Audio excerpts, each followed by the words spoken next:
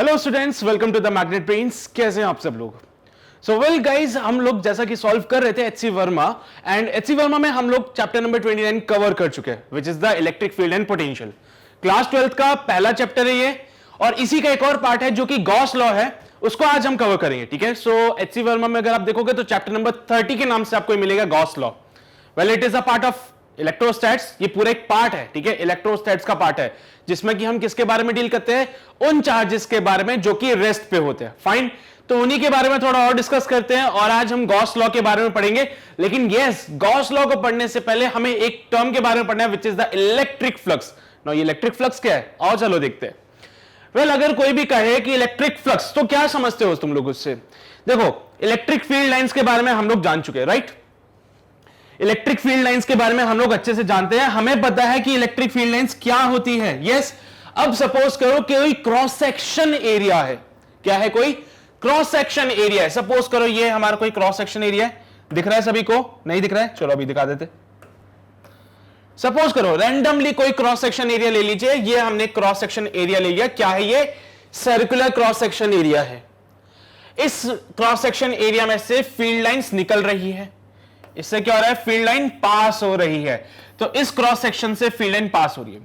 तो क्या कहते हैं फ्लक्स की डेफिनेशन में? The number of field lines passing through this cross section perpendicular to this part, perpendicular to the surface.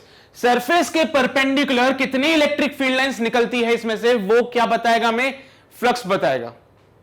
थोड़ा सा परेशानी हो रही है कि यार ये फ्लक्स है क्या अल्टीमेटली?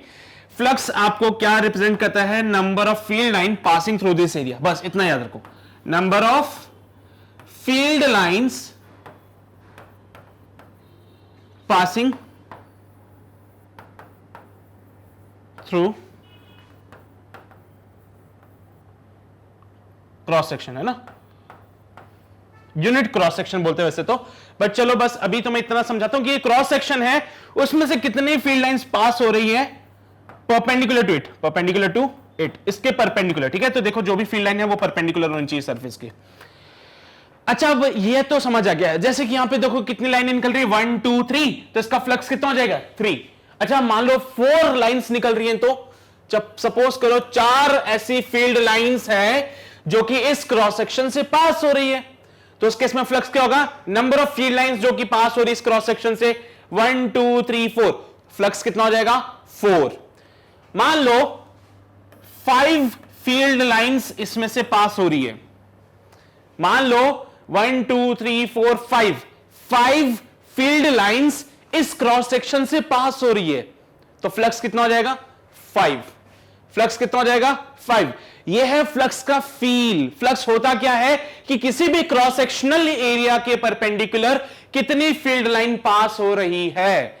ठीक है, अब यार इसका एक जनरल फॉर्मूला बनता है। बेसिकली जनरल फॉर्मूला क्या होता है कि चलो भैया इलेक्ट्रिक फील्ड लाइन यहां पे तो एरिया सरफेस के परपेंडिकुलर है, लेकिन सपोज करो कोई और पिक्चर बन जाए, फिर वैसे तो मुझे पता है तुम जानते हो इन चीजों के बारे में, जस्ट एक रिवीजन है तो बस तुम्हें समझा रहा हूं। तो सपोज करो ये कोई क्रॉस सेक्शन एरिया है, इलेक्ट्रिक फील्ड इस बार ऐसे है, इलेक्ट्रिक फील्ड इस बार ऐसे है। इस केस में वो सरफेस के साथ में कुछ एंगल बनाता है which is not equal to 90 degree. ऐसे केस में फ्लक्स कैसे फाइंड आउट करते हैं? तो इसके लिए एक फॉर्मूला होता है, इसके लिए एक फॉर्मूला होता है, and the formula says phi is equals to E dot A cos theta. ये ए क्या है भाई? ये है एरिया ऑफ क्रॉस सेक्शन। ये ए क्या है? Area of cross section. Formula कहां से आया, कैसे आया, आओ उसके बारे में थोड़ा बहुत ज्ञान दे देता हूं तुम लोगों को। इसके बारे में समझो, फॉर्मूला कहां से आया। देखो बहुत सिंपल सी बात है। मैंने सबसे पहली बात बोली है इलेक्ट्रिक फ्लक्स के बारे में। ठीक है, अभी आ रहा हूं मेन मुद्दे पे, बस थोड़ा सा एक ओवरव्यू दे दूं तुम लोगों को। सो पहली बात हम करेंगे इलेक्ट्रिक फ्लक्स की। तो इलेक्ट्रिक फ्लक्स क्या होता है? इलेक्ट्रिक फ्लक्स को डिनोट करते हैं फाई से, और कहते हैं इलेक्ट्रिक फ्लक्स क्या है? नंबर ऑफ फील्ड लाइन जो किसी क्रॉस सेक्शन से, ये क्या है? क्रॉस सेक्शनल एरिया है ये, किसी भी क्रॉस सेक्शनल एरिया से कितनी फील्ड लाइंस पास होती है वो हमें क्या बताता है? फ्लक्स। ठीक है, इस क्रॉस सेक्शनल एरिया के परपेंडिकुलर कितनी फील्ड लाइन पास होती है वो हमें क्या बताता है? फ्लक्स बताता है। यहां पे 1 2 3 4 5 फील्ड लाइन पास हो रही है, तो यहां पे फ्लक्स का वैल्यू हो जाएगा 5। ये तो चलो आपने एक थोड़ा सा फील दे दी कि अच्छा ये फ्लक्स है। फॉर्मूला क्या बनेगा फ्लक्स का? फॉर्मूला क्या बनेगा? तो आप फॉर्मूले पे थोड़ा चर्चा कर लेते हैं। फॉर्मूला कहता है कि भाई अगर ये फील्ड स्ट्रेंथ, अगर इस फील्ड की वैल्यू ज्यादा होगी तो ज्यादा फील्ड लाइंस होगी। बोलो हां कि ना? अगर इलेक्ट्रिक फील्ड की जो वैल्यू है वो ज्यादा हो जाए तो ज्यादा फील्ड लाइन पास होगी क्या? बोलो तो। अगर इलेक्ट्रिक फील्ड की वैल्यू इंक्रीज हो जाए तो मतलब ज्यादा फील्ड लाइन इसमें से पास होगी, तो उसके इसमें ज्यादा फ्लक्स हो जाएगा क्या? बिल्कुल होगा। इलेक्ट्रिक फील्ड की वैल्यू इंक्रीज करने से फील्ड लाइन इंक्रीज होती है। इलेक्ट्रिक फील्ड की वैल्यू इंक्रीज करने से फील्ड लाइन इंक्रीज होती है, तो उसके इसमें फ्लक्स भी इंक्रीज हो जाएगा, क्योंकि फ्लक्स क्या है? Number of field line passing through this cross section area. तो अगर आपने इलेक्ट्रिक फील्ड की वैल्यू इंक्रीज कर दी तो ज्यादा फील्ड लाइन इसमें से पास होगी। अगर आपने एरिया को इंक्रीज कर दिया, अगर आपने एरिया को बड़ा बना दिया, सपोज करो इसकी जगह में एक ऐसा बड़ा सा एरिया बना दूं और बड़ा, ये देखो ये वाला एरिया डॉटेड लाइन से, अगर इसकी जगह ये बड़ा वाला डॉटेड लाइन से मैंने एरिया बना दिया तो इसमें से ज्यादा फील्ड लाइन पास हो पाएंगी। बिल्कुल इसमें से ज्यादा फील्ड लाइन पास हो पाएगी। अगर मैं एरिया इंक्रीज कर दूं तो ज्यादा फील्ड लाइन पास हो सकती है। तो ये देखो phi proportional to the area, तो फाई को लिखते हैं EA। ठीक है, देखा जाए तो इसका फॉर्मूला बनता है phi equals to EA cos theta, where theta is the angle between the electric field and area. Formula जो बनता है यहां से वो बनता है EA cos theta, where theta is the angle between electric field and area. ठीक है, थीटा क्या है? Angle between electric field and area. Point ये आता है कि यार इलेक्ट्रिक फील्ड एक वेक्टर क्वांटिटी है, तो एरिया भी एक वेक्टर क्वांटिटी है कि स्केलर है? सोचना पड़ेगा यार, ये कैसी बातें कर रहे हो, क्यों सोचना पड़ेगा? एरिया तो स्केलर क्वांटिटी होता है, हमने आज तक यही तो पढ़ा है कि एरिया क्या है? एक स्केलर क्वांटिटी है। बट गाइस क्या आप जानते हैं area is not a scalar quantity, it's a vector quantity. क्या सच में? हाँ, एरिया क्या है? Vector quantity. मुझे पता है तुम लोग जानते हो इसके बारे में, आजकल तो बच्चे बहुत इंटेलिजेंट हो गए, वैसे भी उनको पता होता है पहले से एरिया एक वेक्टर क्वांटिटी है। ये क्या बात हुई है ना? आज तक तो हम ये सोचते आ रहे थे कि एरिया स्केलर क्वांटिटी है, तो भैया कैसे कह सकते हो that area is a vector quantity? हाँ सही बात है, area is a vector quantity. अच्छा देखो, अच्छा ये वेक्टर क्वांटिटी है तो डायरेक्शन क्या होगी फिर इसकी? मान लो ये एक स्क्वायर है मेरे पास में, ठीक है, मान लो ये स्क्वायर है मेरे पास में, इसका साइड है A, एक स्क्वायर है मेरे पास में जिसका साइड है A, तो इसका एरिया क्या होगा? इसका एरिया होता है A स्क्वायर। इसका एरिया क्या होता है? A square. ठीक है, अब रुको मुझे एक पेपर लेने दो। ठीक है भाई, सो आई गॉट दिस नोटबुक। ठीक है, इस नोटबुक में देखो ये क्या दिख रहा है तुम्हें? एक रेक्टेंगल है क्या ये? हाँ, ये एक रेक्टेंगल है। ठीक है, बिल्कुल एक रेक्टेंगल है। अब इस केस में क्या होगा? If it is a rectangle तो इसका एरिया कैसे निकालोगे? लेंथ इंटू विड्थ करोगे, लेंथ इंटू इसका विड्थ, बिल्कुल करेंगे। मान लो मैंने इसको ऐसे रखा, मैंने इसको ऐसे रख दिया, लेंथ विड्थ, लेंथ विड्थ, इसका डायरेक्शन क्या होगा?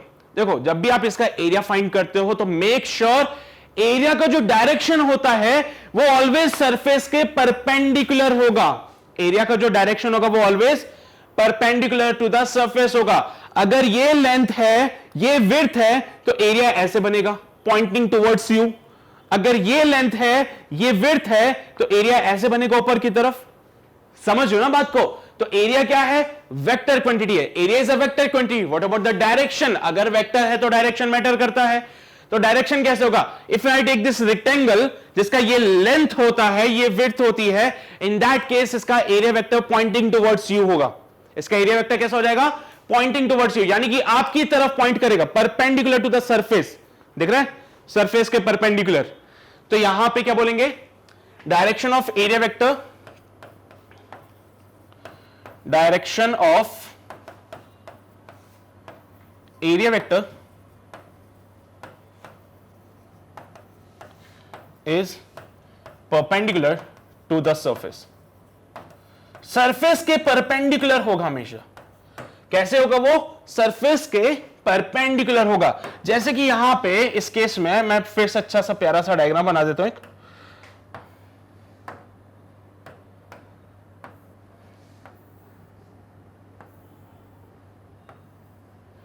ठीक है, ये क्या होगी? लेंथ। ये क्या हो गई? विड्थ। तो इसका एरिया वेक्टर पता है कैसे होगा? Perpendicular to the surface. क्या लिखोगे? Area vector is equal to length vector cross width.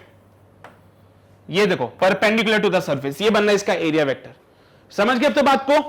समझ गए ना बात को? इसका लेंथ है, ये इसका विड्थ है, ये इसका लेंथ है, ये इसका विड्थ है, तो एरिया वेक्टर बनता है L इंटू बी। करोगे तो यहां पे आएगी डायरेक्शन, और यहां पे इसको ऐसे लिख सकते हो आप लोग, L into B N cap.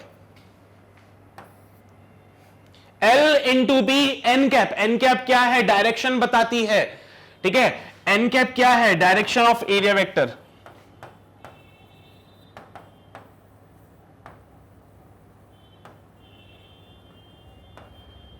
और कैसी होती है वो? Perpendicular to the surface. दिख रहा हो तुम लोगों को? परपेंडिकुलर टू द सरफेस है।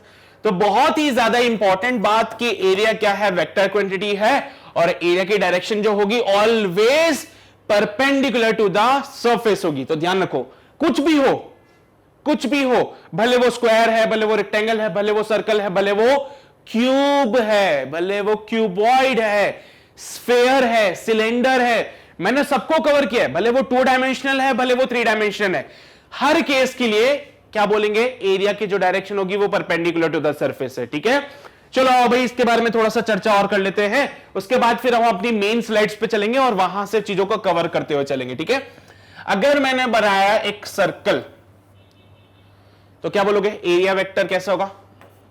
एरिया होता है pi are square, where r is the radius. लेकिन what about the direction? Direction होगा इसका बाहर की तरफ, परपेंडिकुलर टू द सरफेस। इस सरफेस के परपेंडिकुलर है ना, ऐसे बना है। ये देखो, ये पेन को रख देना ऐसे। तो ऐसे क्या बनाते हैं इसको? डॉट। क्रॉस भी बना सकते हो, तुम्हारी इच्छा श्रद्धा है। सपोज करो मैंने बनाया एक स्फेयर। ये क्या है? स्फेयर। ठीक है, यहां पे थोड़ा सा शाइन मारो। हाँ बस, ये क्या है? एक स्फेयर है। अब इस स्फेयर का सरफेस कैसे निकालोगे? स्फेयर का जो सरफेस होता है वो कर्व सरफेस एरिया होता है ना? अरे पता है यार, पता है ना तुम लोगों को? ऐसे तो नहीं हो तुम अनजान हो ऐसी चीजों से। ये तो सर्कल हो गया। सर्कल का क्या होता है? Perpendicular to the surface. अगर तुम अपने हाथ में सर्कल रख लो तो हमेशा उसके परपेंडिकुलर बनाओगे। स्फेयर बोले तो एक बॉल पकड़ लो अपने हाथ में। अब देखो तुम्हारे हाथ में एक बॉल है, अब एरिया वेक्टर बताओ। स्फेयर के लिए डिफाइन करते हैं curve surface area, and it comes out be 4 pi are square. तो स्फेयर का जो एरिया है वो तो 4 पाई आर स्क्वायर हो गया, but what about the direction? So ये सरफेस है उसका, सरफेस के परपेंडिकुलर बनेगा एरिया वेक्टर। ये सरफेस है उसका, सरफेस के परपेंडिकुलर बनेगा एरिया वेक्टर। ये सरफेस के परपेंडिकुलर बनेगा एरिया वेक्टर। तो कोई भी बॉल है तो बॉल में पिन घुसा दो। बॉल है उसके अंदर पिन घुसा दो, तो वो जो पिन की जो डायरेक्शन होगी वो एरिया वेक्टर की होगी। समझो ना? Radially outward. क्या बोलते हैं इसको? Radially outward. तो इनके जो एरिया वेक्टर की डायरेक्शन होगी वो कैसी होगी? रेडियली आउटवर्ड, यानी कि रेडियस के अलोंग, बाहर आते हुए। ध्यान रखना है इस बात को, बहुत इंपॉर्टेंट है। ये क्या है? ये है 3D स्ट्रक्चर। तो जब भी बात करें 3D स्ट्रक्चर की, तो उस केस में क्या बोलोगे आप लोग? जब भी बात करें 3D स्ट्रक्चर की, तो एक बात हमेशा कहेंगे, वो क्या है? कि एरिया वेक्टर हमेशा बाहर की तरफ बनेगा। अगर यहीं पे बात करें ऐसी, सपोज करो मैं बात करता हूं इसकी, क्या है ये विड्थ हो जाएगा, ये लेंथ हो जाएगी इसकी, है ना? एक रेक्टेंगल को रख दिया मैंने। इसका एरिया वेक्टर कहां बनाऊं? इधर की तरफ बनाऊं या पीछे की तरफ बनाऊं? एरिया वेक्टर यहां पे बनाएं या फिर पीछे की तरफ बनाएं? यहां पे कंफ्यूजन है, 2D स्ट्रक्चर है, क्योंकि ये एक 2 डायमेंशनल स्ट्रक्चर है। नाउ द पॉइंट इज कि एरिया वेक्टर कहां बनाएंगे? सोचो जरा, क्या कहते हो तुम लोग? 3D स्ट्रक्चर था, एरिया वेक्टर बाहर बाहर बाहर बाहर बाहर। 2D स्ट्रक्चर है, क्या बाहर क्या अंदर, कुछ भी नहीं है इसमें। तो ऐसे केस में जब कभी भी आपके पास 2D स्ट्रक्चर आएगा, एरिया वेक्टर के दोनों डायरेक्शन सही है, तुम्हारी जो मर्जी वहां बनाओ। अगर 2 डायमेंशन स्ट्रक्चर आ जाए तो एरिया वेक्टर कहीं भी बनाओ, तुम्हारी मर्जी है। बस हां ध्यान रखना कि एरिया वेक्टर सरफेस के परपेंडिकुलर होगा, एरिया वेक्टर सरफेस के परपेंडिकुलर होगा। तुम्हारा वही रेक्टेंगल ऐसे रख दिया मैंने इस बार, ये रेक्टेंगल को ऐसे रखा। अब एरिया वेक्टर इधर की तरफ बनाऊं या इधर की तरफ बनाऊं, तुम्हारी मर्जी, कहीं भी बनाओ, आंसर सेम मिलेगा तुम्हें। समझ के बात को, तुम्हारी मर्जी है, कहीं भी बनाओ। ये तुम्हारा रेक्टेंगल है, रेक्टेंगल दिख रहा है ना, हाँ ये रहा, ऐसे दिखता है रेक्टेंगल। तो ये रेक्टेंगल है, ये हमारा ऐसे रख दिया मैंने इसको। एरिया वेक्टर यहां पे बनाओ या एरिया वेक्टर यहां पे बनाओ, कहीं भी बनाओ, आंसर सेम आएगा। बस एक बात ध्यान रखना कि एरिया वेक्टर सरफेस के परपेंडिकुलर होगा, दैट्स इट, बस खत्म, यही था। तो क्या क्या पिक्चर है हमारे पास में? हमारे पास पिक्चर है एरिया एक वेक्टर क्वांटिटी होती है और इसका डायरेक्शन हमेशा परपेंडिकुलर टू द सरफेस होता है। ओके, अगर बात करें 3 डायमेंशन स्ट्रक्चर की, तो एरिया वेक्टर कैसा होता है? परपेंडिकुलर टू द सरफेस, लेकिन बाहर की तरफ। कहां बनेगा? आउटवर्ड। क्या बोलते हैं इसको? आउटवर्ड, बाहर की पर, ऑलवेज आउटवर्ड, ऑलवेज आउटवर्ड। देखो बहुत इंपॉर्टेंट पॉइंट है ये, हमेशा बाहर की तरफ। लेकिन जब हम बात करें 2D स्ट्रक्चर की, जैसे कि रेक्टेंगल हो गया, स्क्वायर हो गया, डिस्क हो गई, कहीं भी बनाओ एरिया वेक्टर, इधर बनाओ इधर बनाओ, कोई फर्क नहीं पड़ता है, सभी आंसर सही है। चलो एक डायग्राम बना रहा हूं मैं, मुझे बताना वहां पे एरिया वेक्टर कैसे बना सकते हैं। सोचो भाई, एरिया वेक्टर कहां बनाओ? अगर ऊपर वाले पार्ट की बात करें तो एरिया वेक्टर ऐसे बनेगा, perpendicular to the surface. Side वाले की बात करें तो इनका एरिया वेक्टर ऐसे बनेगा, परपेंडिकुलर टू द सरफेस। नीचे वाले की बात करें तो एरिया वेक्टर ऐसे बनेगा, perpendicular to the surface. Yes, क्योंकि ये सिलेंडर है। सिलेंडर कैसा होता है? क्लोज्ड होता है। सिलेंडर है, कैसा होता है ये? 3D स्ट्रक्चर है, क्लोज्ड है। एरिया वेक्टर बाहर की तरफ बनाया है, एरिया वेक्टर बाहर की तरफ बनाया है। ध्यान रहेगी ना बातें हमेशा से, पक्का ना? हाँ, अगर 2 डायमेंशन स्ट्रक्चर बोले तो एरिया का कौन सा साइड लूं? कोई सा भी साइड ले लो, कोई फर्क नहीं पड़ता है। 3 डायमेंशन के केस में हमेशा बाहर की तरफ एरिया बनेगा। तो आज के बाद कोई बच्चा तुमसे पूछे कि भैया एरिया क्या है, क्या बोलोगे? बेटा एरिया एक वेक्टर क्वांटिटी है। अच्छा, तो भैया डायरेक्शन क्या होती है वेक्टर क्वांटिटी की? बेटा डायरेक्शन क्या होती है? Always perpendicular to the surface. और उसके बाद अपना परम ज्ञान उसको साथ में देना और उसको बोलना, सुन बेटा कुछ ज्ञान की बातें ले ले मेरे से। और ज्ञान की बातें क्या है? अगर 2 डायमेंशन स्ट्रक्चर है तो एरिया वेक्टर का कोई सा भी डायरेक्शन ले लेना, इधर का डायरेक्शन ले लो, इधर का डायरेक्शन ले लो, सही जाएगा। उसके बाद में अगर 3 डायमेंशन स्ट्रक्चर है तो सरफेस के परपेंडिकुलर, ऑलवेज आउटवर्ड। ठीक है, उसके बाद वो बच्चा तुमसे इंप्रेस हो जाएगा और तुम्हारी पूजा करेगा। ठीक है, ऐसा कुछ नहीं होने वाला है, बस अपने लिए इंपॉर्टेंट है बातें, एग्जाम में पूछी जा सकती है, याद रखना। ठीक है, चलिए, तो ये तो हो गई भाई एरिया वेक्टर की बातें, है ना। हम बात कर रहे थे फ्लक्स की, हम बात कर रहे थे फ्लक्स की। तो थीटा क्या था? एंगल बिटवीन इलेक्ट्रिक फील्ड, जो कि वेक्टर क्वांटिटी थी, and area vector, and area vector. अब तो बच्चा बच्चा जानता है और मम्मी भी मानती है कि एरिया क्या है? वेक्टर क्वांटिटी है। इलेक्ट्रिक फील्ड इधर है, ये क्रॉस सेक्शन है। एरिया वेक्टर कैसा होना चाहिए? बोलो भैया, क्रॉस सेक्शन है। Area vector perpendicular to the surface, area vector perpendicular to the surface. आपने इधर ही क्यों लिया? पीछे की तरफ ले लेते तो क्या हो जाता? अरे ले लो यार, कोई फर्क नहीं पड़ता है। लेकिन देखो ना, इलेक्ट्रिक फील्ड इधर जा रहा है, एरिया वेक्टर इधर लूंगा तो इनके बीच का थीटा लेना बहुत आसान हो जाएगा ना। समझ रहे हो ना तुम बात को, है ना? हाँ, बहुत इंटेलिजेंट हो वैसे भी तुम लोग। तो यार ये बात ही थोड़ा सा ध्यान रखना, बाकी तो सब सही है। तो यहां पे बन गया theta is the angle between electric field and the area vector. चलो भाई बहुत बढ़िया, ये बात हटा देते हैं, कंफ्यूजन ना हो जैसे कि। तो ये है भैया फ्लक्स का फॉर्मूला, इलेक्ट्रिक फ्लक्स का फॉर्मूला। क्या होता है इलेक्ट्रिक फ्लक्स? क्या बताता है इलेक्ट्रिक फ्लक्स? इलेक्ट्रिक फ्लक्स बताता है कि किसी भी क्रॉस सेक्शन से कितनी फील्ड लाइन पास हो रही है। फ्लक्स क्या बताता है? किसी भी क्रॉस सेक्शन से कितनी फील्ड लाइन पास हो रही है, समझो ना बात को। हाँ चलिए भाई, पक्का ना, बढ़े आगे, मिल गया फ्लक्स का परम ज्ञान तुम लोगों को। चलिए, सो this is all about the electric flux. अब आते हैं हमारी मेन पिक्चर पे, और ये रही हमारी मेन पिक्चर। क्या बोला गया? Direction of the area vector. अब तो तुम जानते हो, समझदार हो, अगर वो 2 डायमेंशन स्ट्रक्चर है, if it is a 2D structure, तो एरिया वेक्टर या तो यहां पे बना लो या तो यहां पे बना लो, सब डायरेक्शंस वैलिड है यहां पे, है ना, सारी डायरेक्शन वैलिड है। But if it is a 3D structure, तो ऑलवेज आउटवर्ड बनेगा area vector, perpendicular to the surface but always outward. समझो, बाहर की तरफ बना दिया। तो क्या बोलेंगे? 2D स्ट्रक्चर के लिए जो कि ओपन सरफेस होता है, both direction of the area vector is correct, but for the 3D structure जो कि क्लोज होते हैं, only outward direction is considered. तो ध्यान रखना, area is a vector quantity. तो इंपॉर्टेंट पॉइंट भैया, ज्ञान की बातें हैं, नोट करते जाना साथ साथ में, ठीक है। चलिए, तो ये तो हो गई पिक्चर एरिया वेक्टर की कंप्लीट। अब हम आगे बढ़ते हैं, लेट्स सी इलेक्ट्रिक फ्लक्स के बारे में कुछ बातें करते हैं। इलेक्ट्रिक फ्लक्स क्या होता है? Is defined as the number of field line passing perpendicular to the plane surface. मैंने भी बोला था, मैंने भी तो यही बोला, number of field line passing perpendicular to the cross section. Cross section के परपेंडिकुलर कितनी फील्ड लाइन आ रही है? क्या क्रॉस सेक्शन के परपेंडिकुलर कितनी फील्ड लाइंस आ रही है, वो कौन रिप्रेजेंट करता है? फ्लक्स रिप्रेजेंट करता है। एक्स्ट्रा फील्ड लाइंस को हटा दें, है ना, थोड़ा कचरा सा हो जाएगा नहीं तो।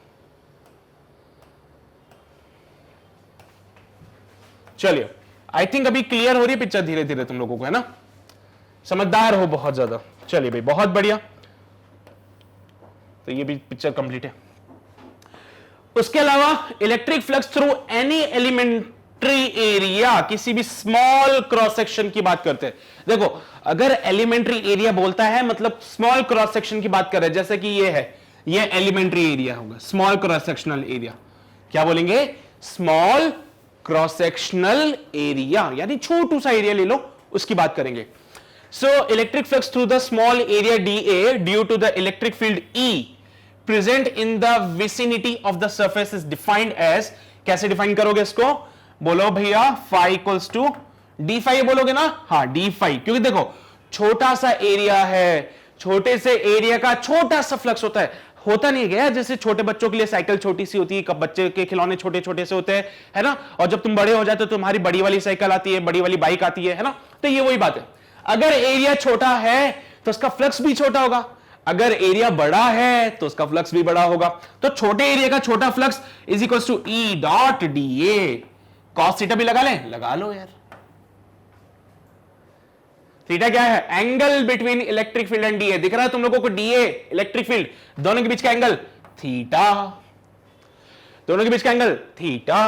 अभी फाई चाहिए तो d फाई का इंटीग्रेशन कर दो, इंटीग्रेशन कर दो E dA cos थीटा का। हां भाई, ऐसा करने से हमें हमारा आंसर मिल जाएगा। ऐसा करने से आपको क्या मिल जाएगा? इलेक्ट्रिक फ्लक्स मिल जाएगा। तो ये यार छोटे से एलिमेंट्री एरिया की वजह से, एलिमेंट्री एरिया मतलब छोटा सा क्रॉस सेक्शन एरिया है, छोटू सा एरिया है ना, उस छोटू एरिया की वजह से छोटू सा फ्लक्स आया है, और वो आया d phi equals to E dA cos theta. अब इंटीग्रेट करोगे तो बड़ी वैल्यू मिल ही जाती है ऑटोमेटिकली, तो ये बड़ी वैल्यू, ठीक है।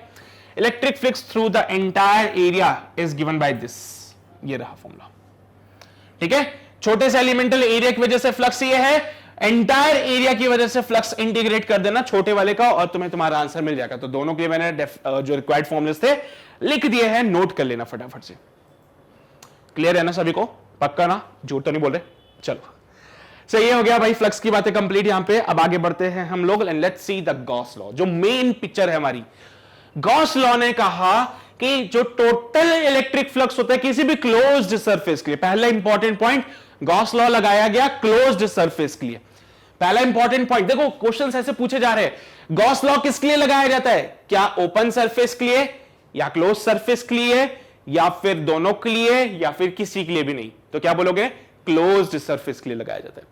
The total electric flux through any closed surface, a surface enclosing definite volume, ठीक है, वो तो क्लोज है, is equal to the multiplication of 1 by epsilon naught। Epsilon not का मल्टीप्लिकेशन करना पड़ेगा, and net charge enclose by the surface. समझ ही नहीं आई बात क्या बोली। एक क्लोज्ड सरफेस लेते, ये रहा क्लोज सरफेस। हमने क्लोज सरफेस लिया तो बेचारे ये जो चार्ज घूमने आए थे इनमें से कुछ चार्ज अंदर फंस गए, है ना। ये देखो Q1, Q2, Q3, Q4, Q5, Q6, Q7, बढ़िया पिकनिक मनाने गए थे। अब आपने क्लोज सरफेस बनाया तो बेचारे 3 चार्ज अंदर फंस गए, बाकी के 3 चार्ज बाहर निकल गए। तो गॉस अंकल आए और कहा भैया मेरा लॉ यूज कर लो। मेरा लॉ कहता है कि जो टोटल फ्लक्स होता है, ये इलेक्ट्रिक फ्लक्स की बात कर रहे हैं, लेकिन गॉस अंकल ने अलग बात बोली थी। गॉस अंकल ने बोला जो इलेक्ट्रिक फ्लक्स होगा वो Q enclosed upon epsilon not. क्या बोले? Q enclosed into 1 bye epsilon not. ये बात बोली थी गॉस अंकल ने, ठीक है। पर सर फ्लक्स का फॉर्मूला तो अभी E इंटू ए पढ़ा था ना। हाँ, वो फॉर्मूला भी वैलिड है जब आपके पास इलेक्ट्रिक फील्ड होगी तो, ठीक है। ये फॉर्मूला भी वैलिड है जब आपके पास इलेक्ट्रिक फील्ड होगी। लेकिन अगर आपके पास में क्लोज्ड सरफेस है तो क्लोज सरफेस के अंदर कितना चार्ज है वो लिखो और इसको मल्टीप्लाई कर दो 1 अपॉन एप्सिलॉन नॉट से, आपको क्या मिल जाएगा? टोटल फ्लक्स मिल जाएगा। ये बात किसने बोली? गॉस अंकल ने बोली। चलो भाई देख लो फटाफट से, फिर आगे बढ़ते हैं। चलो भाई कर लिया नोट? ओके, तो आगे बढ़ते हैं भाई। गॉस लॉ के बारे में तो जान लिया हमने, अब ये गॉस लॉ के एप्लीकेशन भी तो समझने पड़ेंगे। तो गॉस लॉ के एप्लीकेशन देख लेते हैं भाई। पहली part, Gauss law close surface के लिए लगता है, ठीक है यार। ये बेसिक से ज्ञान की बातें हैं, ठीक है। ये सारी जो होती है ना वो होती है ज्ञान की बातें। ये ज्ञान की बातें ऐसी होती है जो डायरेक्टली क्वेश्चन आता है एग्जाम में, ठीक है। ये डायरेक्टली क्वेश्चन उठ जाते हैं कभी कभी एग्जाम में। तो ज्ञान की बातें हैं कि क्लोज सरफेस के लिए लगेगा Gauss law is an alternative for to the Coulomb's law. Gauss law provide a different way to find the electric field. Okay, electric field intensity find करने का एक अलग सा तरीका है। गॉस लॉ से भी इलेक्ट्रिक फील्ड इंटेंसिटी फाइंड करी जाती है। कैसे करेंगे आओ बताते हैं। अगर Q एनक्लोज्ड पॉजिटिव है, यानी कि किसी भी क्लोज सरफेस के अंदर जो चार्ज है अगर वो पॉजिटिव है तो जो फ्लक्स होगा वो होगा आउटवर्ड, और वो कैसा हो जाएगा? पॉजिटिव, ठीक है। तो देखो भाई, पॉजिटिव चार्ज से फील्ड लाइन बाहर निकलती है ना, पॉजिटिव चार्ज से फील्ड लाइन बाहर निकलती है ना, तो उस केस में फ्लक्स क्या है? आउटगोइंग फ्लक्स है। फ्लक्स क्या है? आउटगोइंग है। क्रॉस सेक्शन से, एरिया से फील्ड लाइन पास होना, किसी भी एरिया से फील्ड लाइन का पास होना फ्लक्स को रिप्रेजेंट करता है। फील्ड लाइन बाहर जा रही है, फ्लक्स कैसा होगा? आउटवर्ड होगा। इस केस में फ्लक्स कैसा होगा? आउटवर्ड होगा, बिकॉज फील्ड लाइन बाहर जा रही है। तो यहां पे ऐसा फ्लक्स होता है आउटवर्ड और ये होता है पॉजिटिव। तो आउटवर्ड फ्लक्स को कैसा लोगे? पॉजिटिव। अगर मान लो क्लोज सरफेस के अंदर चार्ज नेगेटिव आ गया, क्लोज्ड सरफेस के अंदर चार्ज नेगेटिव आ गया, तो टेंडेंसी क्या है? फील्ड लाइन अंदर जाएगी, फील्ड लाइंस अंदर जाएगी। और जब जब फील्ड लाइन अंदर जाती है तब तब क्या होता है? फ्लक्स जो होता है वो नेगेटिव होता है, क्योंकि इनवर्ड फ्लक्स है। या फिर इनकमिंग बोल लो या फिर इनवर्ड बोल लो, अंदर आता हुआ फ्लक्स नेगेटिव होगा, बाहर जाने से पॉजिटिव होगा। तो ध्यान रखना, ये बातें ध्यान रहेगी। क्या बोले? अंदर रहोगे तो नेगेटिव, बाहर जाओगे तो पॉजिटिव, ठीक है। सिचुएशन भी ऐसी चल रही है ना कुछ, हाँ। तो अंदर रहोगे तो नेगेटिव, बाहर जाओगे तो पॉजिटिव। ध्यान रखना भाई, सिचुएशन से मैच कर लेना। आजकल की जो सिचुएशन चल रही है उसके हिसाब से याद रह जाएगा ऑटोमेटिकली, ठीक है भाई। हाँ चलो, तो ये थी कुछ इंपॉर्टेंट बातें। हाँ, एक और चीज जो पूछ ली जाती है, क्या यार Gauss law uniform electric field के लिए लगाया जाता है या फिर नॉन यूनिफॉर्म इलेक्ट्रिक फील्ड के लिए भी लगा सकते हैं? क्वेश्चन पूछा गया भैया, क्वेश्चन पूछा गया ये वाला। अगर आप अभी मैं चलो जेई की बात नहीं करता हूं, बट नॉर्मली अगर आप अपना सीबीएसई का सैंपल पेपर उठा के देखोगे तो उसमें पूछा क्या है कि क्या गॉस लॉ को यूनिफॉर्म इलेक्ट्रिक फील्ड के लिए लगाया जाता है या फिर नॉन यूनिफॉर्म के लिए भी लगा सकते हो? ऐसा कोई जरूरी है क्या कि गॉस लॉ यूनिफॉर्म फील्ड के लिए ही लगेगा? एक्चुअली गॉस लॉ किसी के लिए भी लगा सकते हो आप लोग। गॉस लॉ यूनिफॉर्म और नॉन यूनिफॉर्म इलेक्ट्रिक फील्ड दोनों के लिए एप्लीकेबल है, बट हां जनरली हम यूनिफॉर्म फील्ड को ही कंसीडर करते हैं। ऐसा क्यों करते हैं हम लोग? ऐसा क्यों करते हैं हम लोग? बिकॉज जब हम फ्लक्स को फाइंड करते हैं तो यहां पे फॉर्मूला होता है क्या? E डॉट dA, ठीक है, और ये होता है Q inside by epsilon nought. तो जब आप E डॉट dA करते हो तो यहां पे इंटीग्रेशन को आसान करने के लिए, इस इंटीग्रेशन को इजी करने के लिए हम क्या करते हैं, कोशिश करते हैं जो इलेक्ट्रिक फील्ड हो वो यूनिफॉर्म हो। ठीक है, तो इस गॉस लॉ को लगाने के लिए, इस गॉस लॉ को लगाने के लिए एक सरफेस अज्यूम करनी पड़ती है जिसको गॉसियन सरफेस कहते हैं। तो जब कभी भी कोई आपसे बोले कि भैया गॉस लॉ, तो उसको बोलना यार गॉस लॉ ठीक है, लेकिन गॉस लॉ को लगाने के लिए एक सरफेस अज्यूम करनी पड़ती है जिसको बोला जाता है गॉसियन सरफेस। Gaussian surface. अब यार गॉसियन सरफेस क्या होता है? एक ऐसा सरफेस तुम्हें मानना पड़ेगा, गॉस अंकल ने भी माना था, जैसे कि पॉइंट चार्ज है ना। अब तुम्हें इलेक्ट्रिक फील्ड निकालना है इस पॉइंट चार्ज की वजह से, तो कैसे निकालोगे? तो गॉस अंकल आए, गॉस अंकल ने कहा कि भैया इसके चारों तरफ एक गॉसियन सरफेस मान लो। अब ये सरफेस कैसा मानूं मैं? क्या मैं एक आर्बिट्री शेप का ऐसे फूल बना लूं इसके चारों तरफ, या फिर इस पॉइंट चार्ज की चारों तरफ एक क्यूब बना लूं? है ना भाई, बात सही है ना यार। दिक्कत यह है कि ये जो गॉस लॉ लगा रहे हो इसके लिए एक गॉसियन सरफेस मानना पड़ता है। इसके लिए क्या मानना पड़ता है? एक गॉसियन सरफेस। तो गॉसियन सरफेस क्या होता है कि जिस किसी के भी लिए आप इलेक्ट्रिक फील्ड फाइंड कर रहे हो उसके चारों तरफ एक सरफेस मानना पड़ेगा आपको। उसके चारों तरफ एक सरफेस आपको क्या करना पड़ेगा?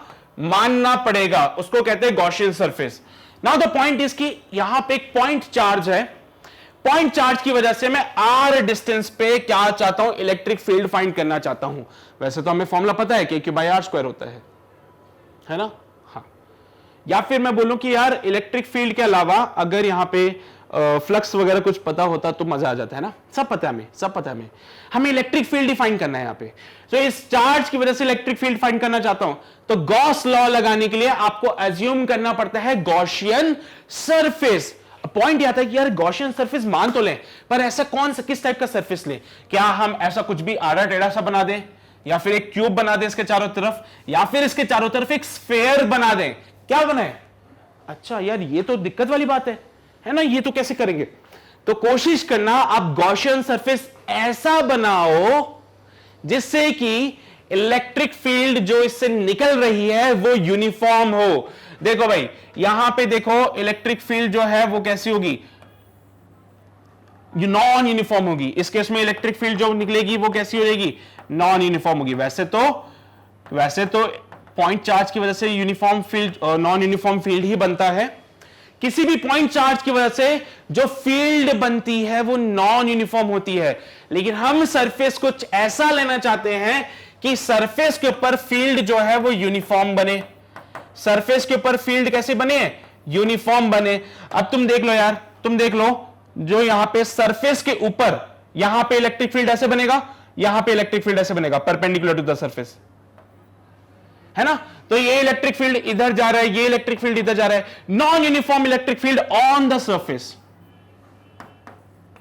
तो गॉसियन सरफेस आपको ऐसा लेना है, कैसा? ऐसा सरफेस लो जिसपे इलेक्ट्रिक फील्ड यूनिफॉर्म हो। जैसे यहां पे देखो इधर तो ऐसे बन गया इलेक्ट्रिक फील्ड, इधर के केस में सामने की तरफ से निकलेगा, इधर के केस में इलेक्ट्रिक फील्ड ऐसे बनेगा। ना ना ना, मजा नहीं आया कुछ, है ना, मजा नहीं आ रहा। बराबर बराबर वाली पिक्चर नहीं है यहां पे, है ना। बराबर वाली पिक्चर होती तो मजा आता, बराबर वाली पिक्चर होती तो मजा आता। जैसे यहां पे देखो, क्या सारी डिस्टेंस बराबर है? बिल्कुल सारी डिस्टेंस बराबर है। हर पॉइंट पे इलेक्ट्रिक फील्ड, हर पॉइंट पे इलेक्ट्रिक फील्ड कैसा होगा? सेम वैल्यू टाइप का होगा। हर पॉइंट पे जो इलेक्ट्रिक फील्ड आपको मिलने वाला है वो कैसा होगा?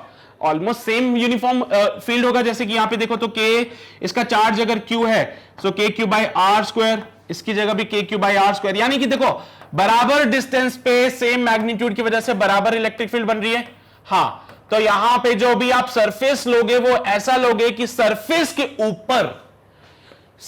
के ऊपर इलेक्ट्रिक फील्ड कैसा हो? यूनिफॉर्म हो। बाकी और चीजों से मतलब नहीं है, ठीक है। मैं मैग्नीट्यूड के रिस्पेक्ट में बात कर रहा हूं पूरी, मैं बोल रहा हूं कि उनका मैग्नीट्यूड से मुझे डायरेक्शन अपोजिट जानी ही है, कुछ नहीं कर सकते उसका। लेकिन हां मैग्नीट्यूड देखो क्या सेम है, KQ by R square, KQ by R square, KQ by R square, KQ by R square, KQ by R square. Of course, her point पे सेम इलेक्ट्रिक फील्ड. यहां पे इसका डिस्टेंस देखो ज्यादा, इसका डिस्टेंस कम, इसका डिस्टेंस कम, इसका डिस्टेंस ज्यादा, ये डिस्टेंस ज्यादा है, ये डिस्टेंस कम है. तो यार यहां पे जो है नॉन यूनिफॉर्म इलेक्ट्रिक फील्ड बन रही थी. कहीं पे डिस्टेंस ज्यादा, कहीं पे डिस्टेंस कम, कहीं पे डिस्टेंस ज्यादा, कहीं पे डिस्टेंस कम. इलेक्ट्रिक फील्ड सेम वैल्यू नहीं देगा. यहां पे भी ऐसे ही होगा, यहां पे भी ऐसा ही होगा. कैसे? देखो भाई कैसे होगा. अगर तुम बात करो इन कॉर्नर्स की, तो यहां से जो इलेक्ट्रिक फील्ड निकलेगा वो तो ऐसे निकलेगा. लेकिन तुम बात करो पीछे वाले कॉर्नर्स की, तो भैया उनका तो डिस्टेंस ज्यादा हो जाएगा ना. हर पॉइंट से देख लो, इलेक्ट्रिक फील्ड निकालने की कोशिश करो. ठीक है. तो यार इलेक्ट्रिक फील्ड अगर हम फाइंड करने की कोशिश करें तो डिस्टेंस में कुछ वेरिएशन होगा. कॉर्नर से इलेक्ट्रिक फील्ड अलग होगा, लेकिन यहां पे जो डिस्टेंस है वो डिस्टेंस कुछ अलग हो जाएगा. कॉर्नर से जो चार्ज सेंटर पे रखा है, एक डब्बा ले लो, डब्बे के अंदर चार्ज लटका दो. डब्बा ले लिया, डब्बे के अंदर चार्ज रखा. उस चार्ज का कॉर्नर से डिस्टेंस तो सेम रहेगा, लेकिन साइड से जो डिस्टेंस है वो अलग अलग हो जाएंगे. तो यहां पे सरफेस पे इलेक्ट्रिक फील्ड जो होगी not constant, not same on the surface. तो इसलिए हम कहते हैं कि भैया सरफेस पे इलेक्ट्रिक फील्ड सेम नहीं है. लेकिन यहां पे जब आप एक स्फीयर एज्यूम करते हो, गॉसियन सरफेस को, जब आप गॉसियन सरफेस को एक स्फीयर एज्यूम करते हो, तो उस केस में क्या होगा, हर जगह separation r r r r r, तो हर जगह electric field k Q by k q बार के क्यू बार. तो यहां पे क्या है, सेम इलेक्ट्रिक फील्ड है, same electric field on the surface at every point, at every point. देखो मैं जानता हूं ये पार्ट थोड़ा सा बोरिंग सा लगा होगा तुम लोगों को, ये पार्ट थोड़ा ऐसा लगा होगा कि यार ये क्या बता रहे हो, क्यों बता रहे हो, कोई मतलब तो नहीं. But trust me guys, CBSE में क्वेश्चन पूछ लिया ये वाला. अब तुम लोग फंस जाओगे अगर तुम लोग नहीं करोगे ऐसी चीजें. तो अक्सर जो है बच्चे ऐसी चीजों पे ध्यान नहीं देते हैं. बच्चे इस चीज को फोकस नहीं करते कि इलेक्ट्रिक फील्ड कैसा लेना है, यूनिफॉर्म टाइप का लेना है, नॉन यूनिफॉर्म लेना है. उनके दिमाग में चलता बढ़िया यूनिफॉर्म यूनिफॉर्म यूनिफॉर्म, रटा देते. भाई रटाने का पार्ट नहीं है, रटने का पार्ट नहीं है, समझने का पार्ट है. डिस्टेंस की पिक्चर देखो, कहीं पे डिस्टेंस ज्यादा है, कहीं पे डिस्टेंस कम है, कहीं पे डिस्टेंस ज्यादा, कहीं पे डिस्टेंस कम. इसलिए इलेक्ट्रिक फील्ड सरफेस पे सेम नहीं होगा. तो ऐसा सरफेस, ऐसा गॉसियन सरफेस नहीं लेना है. काट दो, ये वाला गॉसियन सरफेस नहीं लेंगे हम लोग. इधर आओ, एक क्यूब बना दिया, चार्ज के चारों तरफ एक क्यूब बना दिया. क्यूब में कॉर्नर्स का डिस्टेंस चलो सेम हो गया, लेकिन फेसेस का जो डिस्टेंस है, इधर वाला फेस, ऊपर वाला फेस, इधर वाला फेस, कॉर्नर्स का और फेसेस के सेपरेशन में थोड़ा सा डिफरेंस आएगा.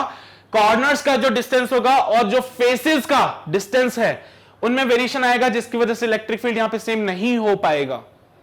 इलेक्ट्रिक फील्ड सेम नहीं हो पाएगा. और इलेक्ट्रिक फील्ड अगर सेम नहीं है तो not suitable for the Gaussian surface.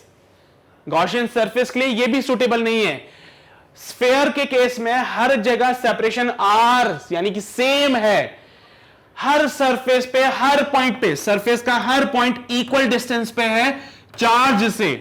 तो सरफेस के हर एक पॉइंट पे इलेक्ट्रिक फील्ड सेम आएगा. तो हमें कौन सा गॉसियन सरफेस लेंगे, ऐसा गॉसियन सरफेस लेंगे जिसके सरफेस पे इलेक्ट्रिक फील्ड सेम हो, या फिर कह सकते हो यूनिफॉर्म हो. तो यार ये बात ध्यान रखना है ना. मुझे पता है थोड़ा सा बोरिंग होगा, तुम लोग भी सोच रहे होंगे सर ये क्यों पढ़ा रहे हो, क्या मतलब है इस सबका, है ना. पर ट्रस्ट मी बहुत इंपॉर्टेंट है ये भी. हमें नहीं पता ना ये कहां से क्वेश्चन पूछ ले, उसकी मर्जी है, वो तो क्वेश्चन पूछेगा, उसकी जो मर्जी पड़ेगी वहां से क्वेश्चन पूछेगा. अभी तुम लोग ऐसी चीजें नहीं पढ़ोगे तो फिर तो दिक्कत हो जाएगी. तो ध्यान रखो ऐसी बातों का, ठीक है. तो हां, जो भी सरफेस आप लोगे, जो भी गॉसियन सरफेस आप लोगे, वो एक ऐसा सरफेस लोगे जिसके लिए इलेक्ट्रिक फील्ड जो है यूनिफॉर्म हो. तो गॉस लॉ वैसे तो नॉन यूनिफॉर्म इलेक्ट्रिक फील्ड के लिए भी लग सकता है. Gauss law can be applicable for the uniform and the non-uniform electric field, but generally we take uniform electric field because हमारा इंटीग्रेशन आसान हो जाए, उससे हमारे इंटीग्रेशन आसान हो जाए. अब ये इंटीग्रेशन आसान हो जाए, इसकी पिक्चर मैंने तुम्हें बना के दिखा दी थी बोर्ड पे, ठीक है. जो मैं बोल रहा हूं ना इंटीग्रेशन आसान हो जाए, उसकी पूरी पिक्चर बोर्ड पे बना के दिखा दी थी मैंने, ठीक है. चलो भाई, तो यार ये वाली पार्ट भी क्लियर हो गया हमारा सभी का. अरे हुआ ना यार, झूठ तो नहीं बोल रहे ना तुम लोग. हमारा कोई पार्ट क्लियर नहीं हुआ, आपका पता नहीं कौन सा पार्ट क्लियर होता जा रहा है. ऐसा तो नहीं किसी के साथ. समझ आ रहा है गाइस, पक्का ना. कोई डाउट आए तो मुझे कमेंट सेक्शन में लिख देना, मैं तुम्हारे रिस्पॉन्स कर दूंगा वहां पे, ठीक है. यार इससे ज्यादा तो क्या कर सकता हूं मैं, है ना। एनीवे सो ये था भैया हमारा quick revision for the Gauss law. अब कुछ बेसिक सी बातें हैं, जैसे कि मैंने कहा कि ज्ञान की बातें चल रही है तो नोट करते जाओ। Flux is independent of shape and size of the surface. जब कभी भी इलेक्ट्रिक फ्लक्स फाइंड करोगे तो मेक श्योर कोई फर्क नहीं पड़ता है कैसा शेप और साइज है, flux is independent. Gauss law ने बोला, गॉस लॉ ने कहा कि जो फ्लक्स है, क्या बोला गॉस लॉ ने, कि जो फ्लक्स है वो Q enclosed upon epsilon not है। वो क्या है, Q enclosed upon epsilon not, यानी कि कोई भी सरफेस, कैसा भी क्लोज सरफेस ले लो, उसको सिर्फ इससे मतलब है कि अंदर कितना चार्ज है।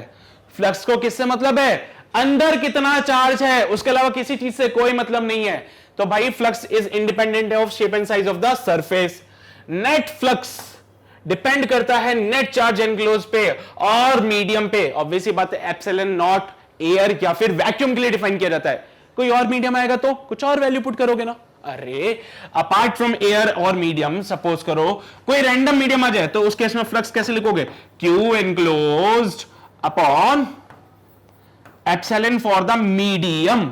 अगर कोई मीडियम और आ जाए तो मीडियम पुट करोगे, एयर और वैक्यूम के लिए एप्सिलॉन नॉट पुट करोगे। इलेक्ट्रिक फील्ड जो होता है वो टोटल चार्जेस की वजह से होता है, ठीक है। तो भाई अगर कोई तुमसे पूछे कि ये मेरे पास कोई क्लोज्ड सरफेस है, इसके अंदर चार्ज Q1 Q2 है और चलो एक और Q3 दे दिया, बाहर चार्ज Q4 है, Q5 है, Q6 है और Q7 है, तो भाई गॉस अंकल ने कहा जो नेट फ्लक्स होता है, क्या सुना तुमने, नेटफ्लिक्स नहीं, नेट फ्लक्स है ना, हाँ।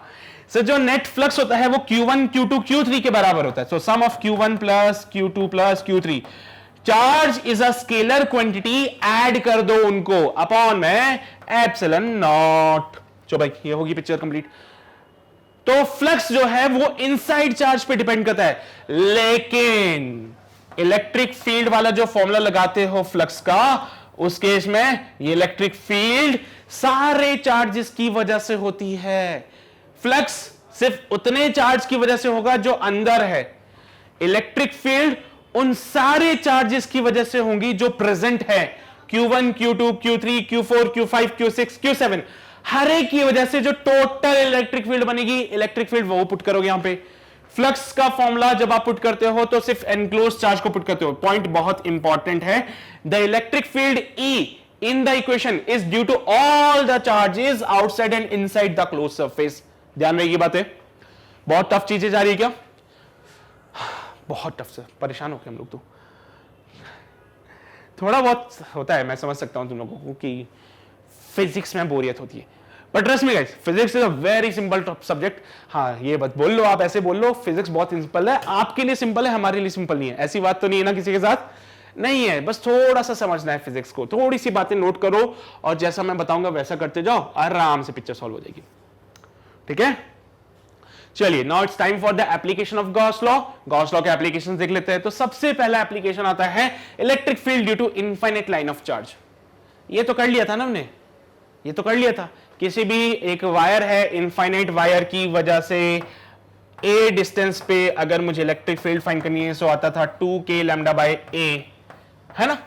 ये तो तुमने कैसे फाइंड किया था, एलिमेंट लेके सॉल्व किया था हमने बोला था कि यहां से ये θ1 एंगल, ये θ2 एंगल बनाते हैं, ये θ1 2 था, ये θ1 था, स्मॉल एलिमेंट लिया था, है ना, याद होगा तुम्हें पुरानी बातें। तो एक स्मॉल एलिमेंट को लेके हमने सॉल्व किया, उसके बाद हम इलेक्ट्रिक फील्ड के नतीजे पे आए 2k lambda by a। But trust me guys, ये सारी पिक्चर करने की जरूरत नहीं है तुम लोगों को अगर गॉस लॉ आता है तो, ठीक है। तो एक वायर पकड़ लो फटाफट से, मतलब पकड़ो मतलब ये पकड़ लिया हमने, ठीक है, वायर ले ली। अब इसके लिए गॉस लॉ लगाते। तो सबसे पहली इंपॉर्टेंट बात यह है कि आपको गॉसियन सरफेस कैसा है वो अज्यूम करना पड़ेगा। मैंने क्या बोला, गॉसियन सरफेस ऐसा अज्यूम करो कि इलेक्ट्रिक फील्ड उसके लिए यूनिफॉर्म हो, उसके सरफेस पे यूनिफॉर्म हो। यार इलेक्ट्रिक फील्ड सरफेस पे यूनिफॉर्म होने का मतलब मैं समझा नहीं कुछ, क्या हो सकता है। पॉइंट इज आप गॉसियन सरफेस ऐसा लो कि जिसके चारों तरफ आप गॉसियन सरफेस ले रहे हो वो उससे बराबर डिस्टेंस पे होना चाहिए। जैसे कि अगर मैं खड़ा हूं यहां पे और तुम्हें मेरे चारों तरफ गॉसियन सरफेस लेना है, तो ऐसा लोगे, यहां से इतना डिस्टेंस, यहां से इतना डिस्टेंस, अब पूरा घूम जाओ गोल गोल। क्या करोगे, यहां से इतना डिस्टेंस, यहां से इतना डिस्टेंस, अब पूरा घूम जाओ, तो ये जो चारों तरफ बनेगा मेरे, ये मेरा गॉसियन सरफेस होगा। मेरे से बराबर डिस्टेंस पे, मेरे से बराबर डिस्टेंस पे ही लेना हमेशा गॉसियन सरफेस। तो जिसके अराउंड गॉसियन सरफेस बना रहे हो, मेक श्योर कि आप उसका सिमेट्री बनाओ, मेक श्योर उसका सिमेट्री बनाओ और इक्वल डिस्टेंस पे बनाओ। सिर्फ और सिर्फ तभी इलेक्ट्रिक फील्ड जो है वो हर पॉइंट पे सेम हो सकता है। सिर्फ उसी केस में इलेक्ट्रिक फील्ड जो है वो हर जगह सेम हो सकता है, अदरवाइज नहीं हो पाएगा, अदरवाइज कुछ अलग अलग वैल्यूज आती जाएगी। ठीक है, तो एक वायर, उसके चारों तरफ देखो मैंने इक्वल डिस्टेंस पे गॉसियन सरफेस ले लिया। ठीक है, क्या है ये, देखो ये वायर, इसके चारों तरफ क्या करो, गॉसियन सरफेस बना लो, इसको पूरा कवर करते हुए। तो देखो वायर को पूरा कवर करते हुए गॉसियन सरफेस बनाया। अब कैसे बनाया, ऐसा सरफेस जो कि इस वायर से इक्वल डिस्टेंस पे है। क्या बोले, एक ऐसा सरफेस इसके चारों तरफ बनाना है जो इस वायर से इक्वल डिस्टेंस पे रहेंगे। तो ये देखो सरफेस जो है वायर से इक्वल डिस्टेंस पे है। अब जब मैंने गॉस लॉ लगाना है तो मैंने सबसे पहले बनाया गॉसियन सरफेस। अब गॉस लॉ का फॉर्मूला क्या था कि जो फाई है वो क्या होगा, इंटीग्रेशन ऑफ ई डॉट इस गॉसियन सरफेस का एरिया, इस गॉसियन सरफेस का एरिया। सो यहां पे मैं ऐसा करता हूं, ई डॉट ए लगा देता हूं। ठीक है, अब एरिया में किसका लेंगे, गॉसियन सरफेस का area, equals to Q inside upon epsilon not. ठीक है, चलो भाई, तो अब यहां से इलेक्ट्रिक फील्ड फाइंड करने की कोशिश करते हैं। गॉसियन सरफेस का एरिया कितना बनेगा, 2 पाई आर और ये h, तो यहां पे पुट कर देता हूं 2 पाई आर इंटू एच। क्या कहलाता है, कर्व सरफेस एरिया कहलाता है शायद इसका, है ना, देख लेना यार एक बार, तुम्हें ज्यादा अच्छे से पता होगा। अब Q एनक्लोज्ड, यानी कि इस गॉसियन सरफेस के अंदर कितना चार्ज है, यार ये तो मुश्किल है बताना। इस गॉसियन सरफेस के अंदर कितना चार्ज है ये कैसे बताऊं मैं, इस गॉसियन सरफेस के अंदर कितना चार्ज है ये कैसे बताऊं। इस वायर के लिए एक टर्म डिफाइन करते हैं लैम्डा, देखो लीनियर चार्ज होता है ये, क्या होता है ये, लीनियर चार्ज। तो ये लैम्डा को डिफाइन कर देते हैं, लैम्डा को बोलते हैं Q बाय L, या बोल length, charge per unit length. Gaussian surface के अंदर का चार्ज Q इनक्लोज्ड या फिर Q इनसाइड, इसको कैसे लिख सकता हूं, लैम्डा इंटू इसका हाइट कितना है, इसका लेंथ कितना है, h। देख लो भाई, Q इनक्लोज को या फिर Q इनसाइड को लैम्डा इंटू h लिख दो, lambda into length, lambda into length, length कितनी है, h है, लिख दिया, is equals to lambda into h upon epsilon. देखो गॉस लॉ लगाना कितना आसान है, phi equals to E A equals to Q inside upon epsilon not. अब आपने गॉसियन सरफेस कैसा बनाया, इस वायर के चारों तरफ सिमेट्रिकल, इस वायर के चारों तरफ सिमेट्रिकल का मतलब क्या है, इक्वल डिस्टेंस पे होगा, इस वायर को पूरा कवर करेगा। ठीक है, ओके, h ने h को मार डाला, ये 2 पाई आर नीचे भेज दें, so electric field comes out be lambda by 2 pi R epsilon not. Sir ये वैसा वाला फॉर्मूला तो बना ही नहीं जैसा हम सोचते थे कभी, है ना, तुम सोचते थे ना 2k लैम्डा बाय a बनता था। अरे यार चलो कोई बात नहीं, अभी बताता हूं। आपने जो फॉर्मूला बताया था उसमें बोला था 2k लैम्डा बाय a, आपने जो फॉर्मूला बताया था उसमें बोला था 2k लैम्डा बाय a बनेगा, ये तो कुछ और ही बन रहा है। कहां गया वो 2k लैम्डा बाय a। तो एक काम करते हैं, देखो इसमें एक काम करो, फटाफट से 2 से मल्टीप्लाई कर दो, 2 से डिवाइड कर दो, तो 2 से मल्टीप्लाई करेंगे, 2 से डिवाइड कर देंगे। देखो 2 2 जा 4, तो ये हो जाएगा 2 लैम्डा अपॉन 2 2 जा 4, 4 pi epsilon not into R, 1 upon 4 pi epsilon not, 1 upon 4 pi epsilon not क्या होता है, k, so 2k lambda by r, 2k lambda by a, 2k lambda by r। आ गया ना वही पिक्चर, यही चीज बोला था। तो गॉस लॉ का यूज करके भी तुम काम कर सकते हो, तुम्हारे आंसर्स वही आएंगे जो तुम पहले करते थे। इससे पहले भी इलेक्ट्रिक फील्ड निकाला है हमने, क्या करते थे, स्मॉल एलिमेंट लेते थे, इंटीग्रेट करते थे, वो सब करने की जरूरत नहीं है। Just go through this Gauss law, आराम से तुम्हें तुम्हारा सेम आंसर मिल जाएगा। ये वाला केस मैंने इसलिए कराया क्योंकि वायर के लिए हम पहले भी सॉल्व कर चुके हैं, तो तुम्हें पहले का फॉर्मूला भी पता था। कंपेयर कर लो भैया, उस केस में वायर से जो सेपरेशन था वो ए था, इस केस में वायर से सेपरेशन आर है तो आर लिख दिया, कोई फर्क नहीं पड़ता उससे। क्लियर है सभी को? पक्का? बढ़े आगे? ओके चलो, तो एक बार फटाफट से इसको नोट कर लो, फटाफट से इसको नोट कर लो, फिर हम आगे बढ़ते हैं। चलिए भाई, तो आगे बढ़ते हैं फिर हम लोग अपने नेक्स्ट पार्ट पे। ये तो हुआ एक वायर की वजह से, ठीक है, एक line charge, line of charge की वजह से, या फिर कहूं एक वायर था जिसके ऊपर चार्ज डिस्ट्रीब्यूटेड था। अगला केस क्या होगा हमारा, जिसमें कि एक स्फेयर है, ठीक है, ये सबसे ज्यादा पूछे जाने वाले केसेस है। क्वेश्चन यहां से बनेगा, एक solid conducting, hollow non conducting, तीनों के लिए सब कुछ सेम है। क्यों भाई तीनों के लिए सब कुछ सेम क्यों है? द पॉइंट अराइजेस, तीनों के लिए केसेस सेम बनेंगे। तीनों के लिए केसेस क्यों सेम बनेंगे? क्योंकि तीनों के केस में जो भी चार्ज आप दोगे वो सरफेस पे डिस्ट्रीब्यूट हो जाएगा। जैसे कि मैंने इसको चार्ज दिया, ये देखो सरफेस पे आ गया, मैंने इसको और चार्ज दिया तो ये सरफेस पे आ गया, मैंने इसको और चार्ज दिया, और चार्ज दिया, और चार्ज दिया, और दिया, और दिया, ये देखो चार्ज, जैसे मैं इसको चार्ज देता गया पूरा का पूरा चार्ज इसके सरफेस पे डिस्ट्रीब्यूट हो गया। समझ रहे हो ना बात को तुम लोग? अरे समझ रहे हो ना?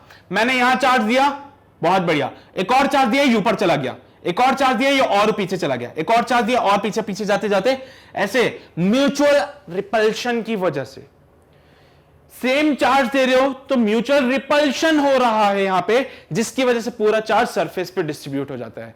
तुम लोग पूछते हो मुझसे, अक्सर कुछ बच्चे पूछते हैं कि ऐसा क्यों होता है कि चार्ज सरफेस पे ही रह जाता है? जस्ट बिकॉज, पहली बात तो कंडक्टर्स की प्रॉपर्टी है कि जो भी चार्ज होगा उनके सरफेस पे रहता है। दूसरी चीज, फैलता क्यों है? तो एक जगह पे क्यों नहीं टिका रहता है ना भाई? कंडक्टर की प्रॉपर्टी है कि जो भी चार्ज दोगे उसके सरफेस पे रहेगा, पर सरफेस पे डिस्ट्रीब्यूट क्यों होता है? ऐसा क्यों नहीं हो जाता एक जगह सारा चार्ज इकट्ठा हो जाएगा? ऐसा इसलिए नहीं होता है क्योंकि इनका होता है म्यूचुअल रिपल्शन। अब just because of the mutual repulsion, आपने एक चार्ज दिया यहां पे, दूसरा चार्ज देने लगोगे ये ऊपर चला जाएगा, फिर एक और चार्ज दोगे और ऊपर जाएगा, एक और चार्ज दोगे, ऐसे ऐसे ऐसे जाते हुए पूरा डिस्ट्रीब्यूट हो जाता है। समझ रहे हो बात को तुम लोग? जैसे कि एक वो बॉटल के अंदर या फिर कोई पाइप होती ना, उसके अंदर तुम बॉल डाल दो, तो एक बॉल डालोगे फिर दूसरी डालोगे तो आगे बढ़ती जाती है, आगे बढ़ती जाती है, वैसी चीज है ये। होता है ना यार, ऐसे कोई गेम वगैरह होता है, जैसे कि तुम्हारे पास सपोज करो यहां पे, ये देखो ध्यान से,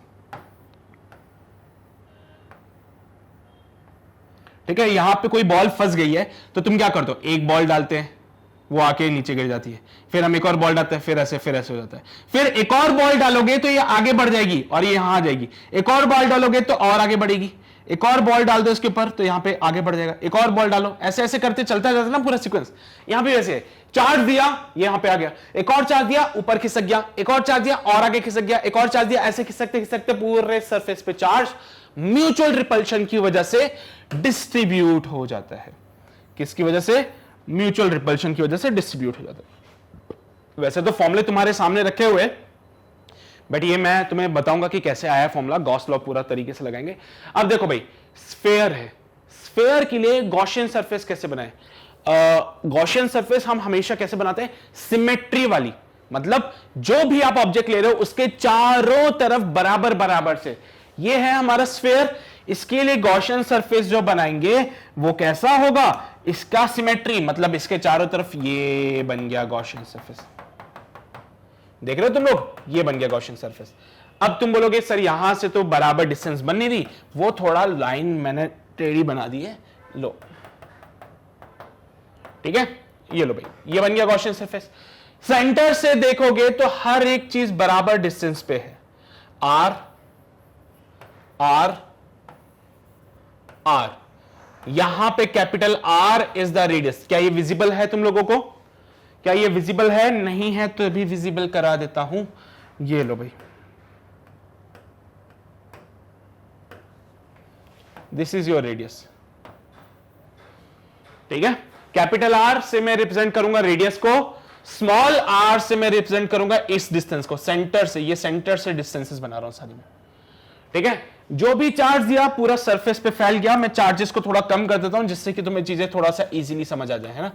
कचरा बहुत ज्यादा हो गया ना, हाँ चलो भाई अभी क्लियर है। बाकी की सब चीजें हटा दूं क्या? हाँ ठीक है, ये गॉसियन सरफेस बनाया था मैंने, ये लो भाई, जो भी चार्ज दिया सरफेस पे डिस्ट्रीब्यूट हुआ, एक चार्ज यहां पे बना देता, एक यहां पे बना देता हूं, एक चार्ज पूरा सरफेस पे डिस्ट्रीब्यूट करा दिया मैंने, ठीक है। चलो अब चलो भाई सॉल्व करते हैं। तो गॉस लॉ लगाते हैं। सबसे पहले फॉर्मूला क्या बोलता था, phi is equals to E into A. देखो ध्यान रखना, जब ये एरिया पुट करोगे तो गॉसियन सरफेस का एरिया पुट करोगे। किसका पुट करोगे, गॉसियन सरफेस। नोट कर लेना, ये नाम बहुत इंपॉर्टेंट है, गॉसियन सरफेस। तो जब भी आप यहां पे नाम लिखोगे, किसका लिखोगे, गॉसियन सरफेस का area is equals to Q enclosed upon epsilon not. ठीक है, तो इलेक्ट्रिक फील्ड फाइंड करते हैं। गॉसियन सरफेस क्या है, ये स्फेयर था अंदर वाला, इसके चारों तरफ सिमेट्रिकल बनाओगे तो वो भी क्या बनेगा, एक स्फेयर ही बनेगा। क्या बनेगा, वो भी एक स्फेयर बनेगा। तो यहां का गॉसियन सरफेस भी क्या है, स्फेयर है। तो स्फेयर का एरिया क्या होता है, 4 पाई। गॉसियन सरफेस का रेडियस कितना है, गॉसियन सरफेस के लिए रेडियस कितना है, it is nothing but small are.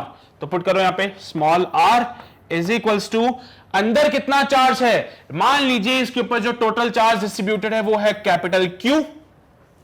मान लीजिए टोटल चार्ज जो डिस्ट्रीब्यूटेड है कैपिटल क्यू, जो आपको क्वेश्चन में गिवन होगा। ठीक है, सो अंदर जो चार्ज है, किसके अंदर, गॉसियन सरफेस के अंदर कितना चार्ज है, गॉसियन सरफेस के अंदर कितना चार्ज है, कैपिटल क्यू। तो capital Q by epsilon not.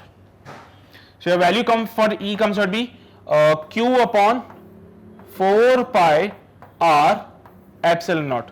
देख लिया, 4 पाई आर नीचे भेज दिया और ये एप्सिलॉन नॉट आ गया। देखो 4 पाई एप्सिलॉन नॉट को साथ में लिख लीजिए, तो Q upon 4 pi epsilon not into small r. इसको क्या बोलते हो, 1 अपॉन के, तो ये हो जाएगा के क्यू बाई आर। समझ रहे हो बात को तुम लोग। अब क्या ऐसा फॉर्मूला कभी देखा है, पहले देखा तो है। एक दिक्कत है यहाँ पे, एरिया में 4 पाई आर स्क्वायर आता है, तो भाई गलती मत कर देना तुम लोग यहाँ पे। ठीक है, पहले भी गलती तो नहीं की थी ना हम लोगों ने, इससे पिछले वाले में गलती तो नहीं की थी ना हमने। हाँ, तो ध्यान रखना ना, स्फेयर के लिए जो एरिया होता है 4 पाई आर स्क्वायर होता है। So your value for this comes out be K Q by R square. ये तो हमें पता था पहले भी। अरे यार, हाँ, तो मतलब स्फेयर के लिए अगर कोई पॉइंट P तुम्हारा आउट ऑफ द स्फेयर है, कहां है, स्फेयर के बाहर अगर कोई पॉइंट है, तो इलेक्ट्रिक फील्ड क्या बनेगा, K Q by R square. Clear है ये बातें, पक्का। कैसे फाइंड किया, गॉस लॉ लगाया, पक्का ना। तो ये क्या बोलेंगे, इसको क्या नाम देंगे, इसको आउटसाइड पॉइंट। तो case first, outside the sphere at small r distance from the center. Center से स्मॉल आर डिस्टेंस पे आउटसाइड पॉइंट पे इलेक्ट्रिक फील्ड बनेगा K Q by R square. और भी कुछ नाम दे सकते हैं, इसको दे दो, क्या नाम दे। अगर इस स्फेयर के लिए, क्या है ये, स्फेयर है, 3 डायमेंशनल स्ट्रक्चर होता है ये। अच्छा, पर इसके लिए तो फिर चार्ज डेंसिटी डिफाइन करना पड़ेगा ना। हाँ, तो चाहो तो इसके लिए चार्ज डेंसिटी भी डिफाइन कर सकते हो तुम लोग। ठीक है, एक तो लैम्डा होता है, फिर सिग्मा होता है, एक रो होता है, रो से भी डिफाइन करते हो। तो तुम्हारी इच्छा श्रद्धा है तुम्हें क्या डिफाइन करना है। ठीक है, तो चाहो तो इसके लिए एरिया भी डिफाइन कर सकते हो। ओके, अरे हाँ ना, एरिया की बात कर रहे हैं ना पूरी, तो सरफेस एरिया डिफाइन कर देना इसका। तो सरफेस एरिया डिफाइन कर दोगे तो 4 pi are square, sigma into 4 pi are square करके भी कर सकते हो। पर ट्रस्ट मी गाइस, काफी है, हो जाएगा कम इससे। अपार्ट फ्रॉम दिस एक फॉर्मूला और बनता है, चाहो तो नोट कर सकते हो। कैसे किया ये, वही बात है, क्यू की जगह इसका सरफेस डेंसिटी, एरिया की बात कर रहे हो इसलिए हमने पूरा, देखो यहां पे क्या होता है, area charge, surface charge density आता है। यहां पे क्या आता है, सरफेस चार्ज डेंसिटी। अब सरफेस चार्ज डेंसिटी क्यों लिया, ये तो 3 डायमेंशनल स्ट्रक्चर था, वॉल्यूम चार्ज डेंसिटी लेना चाहिए था। बट गाइस, पूरा का पूरा चार्ज सरफेस पे है, पूरा का पूरा चार्ज सरफेस पे है, इसलिए क्या लिया, सरफेस चार्ज डेंसिटी। चलो भाई, नहीं है भरोसा तुम लोगों को, तो K into sigma into 4 pi capital R square divide by small r square. नहीं ना भरोसा, लिख लो। सिग्मा क्या है, सरफेस चार्ज डेंसिटी। सिग्मा क्या है, सरफेस चार्ज डेंसिटी। क्या होता है ये सरफेस चार्ज डेंसिटी, ये आपको बताता है कि पूरे सरफेस पे कितना चार्ज डिस्ट्रीब्यूटेड है। तो कहां लिखे इसको, आओ जो ब्लैंक स्पेस पे, मैं तुम्हें डिफाइन कर देता हूं एक बार चार्ज डेंसिटीज को। तो फटाफट से देख लेना हमारे पास कितने टाइप की चार्ज डेंसिटीज होती है। पहली होती है linear charge density. Linear charge density क्या रिप्रेजेंट करता है, linear charge density, charge upon length. तो कैसे लिखेंगे, क्यू बाय लेंथ। लैम्डा से डिनोट करते हैं इसको, किससे? लैम्डा से। अगला आता है मेरे पास में surface charge density.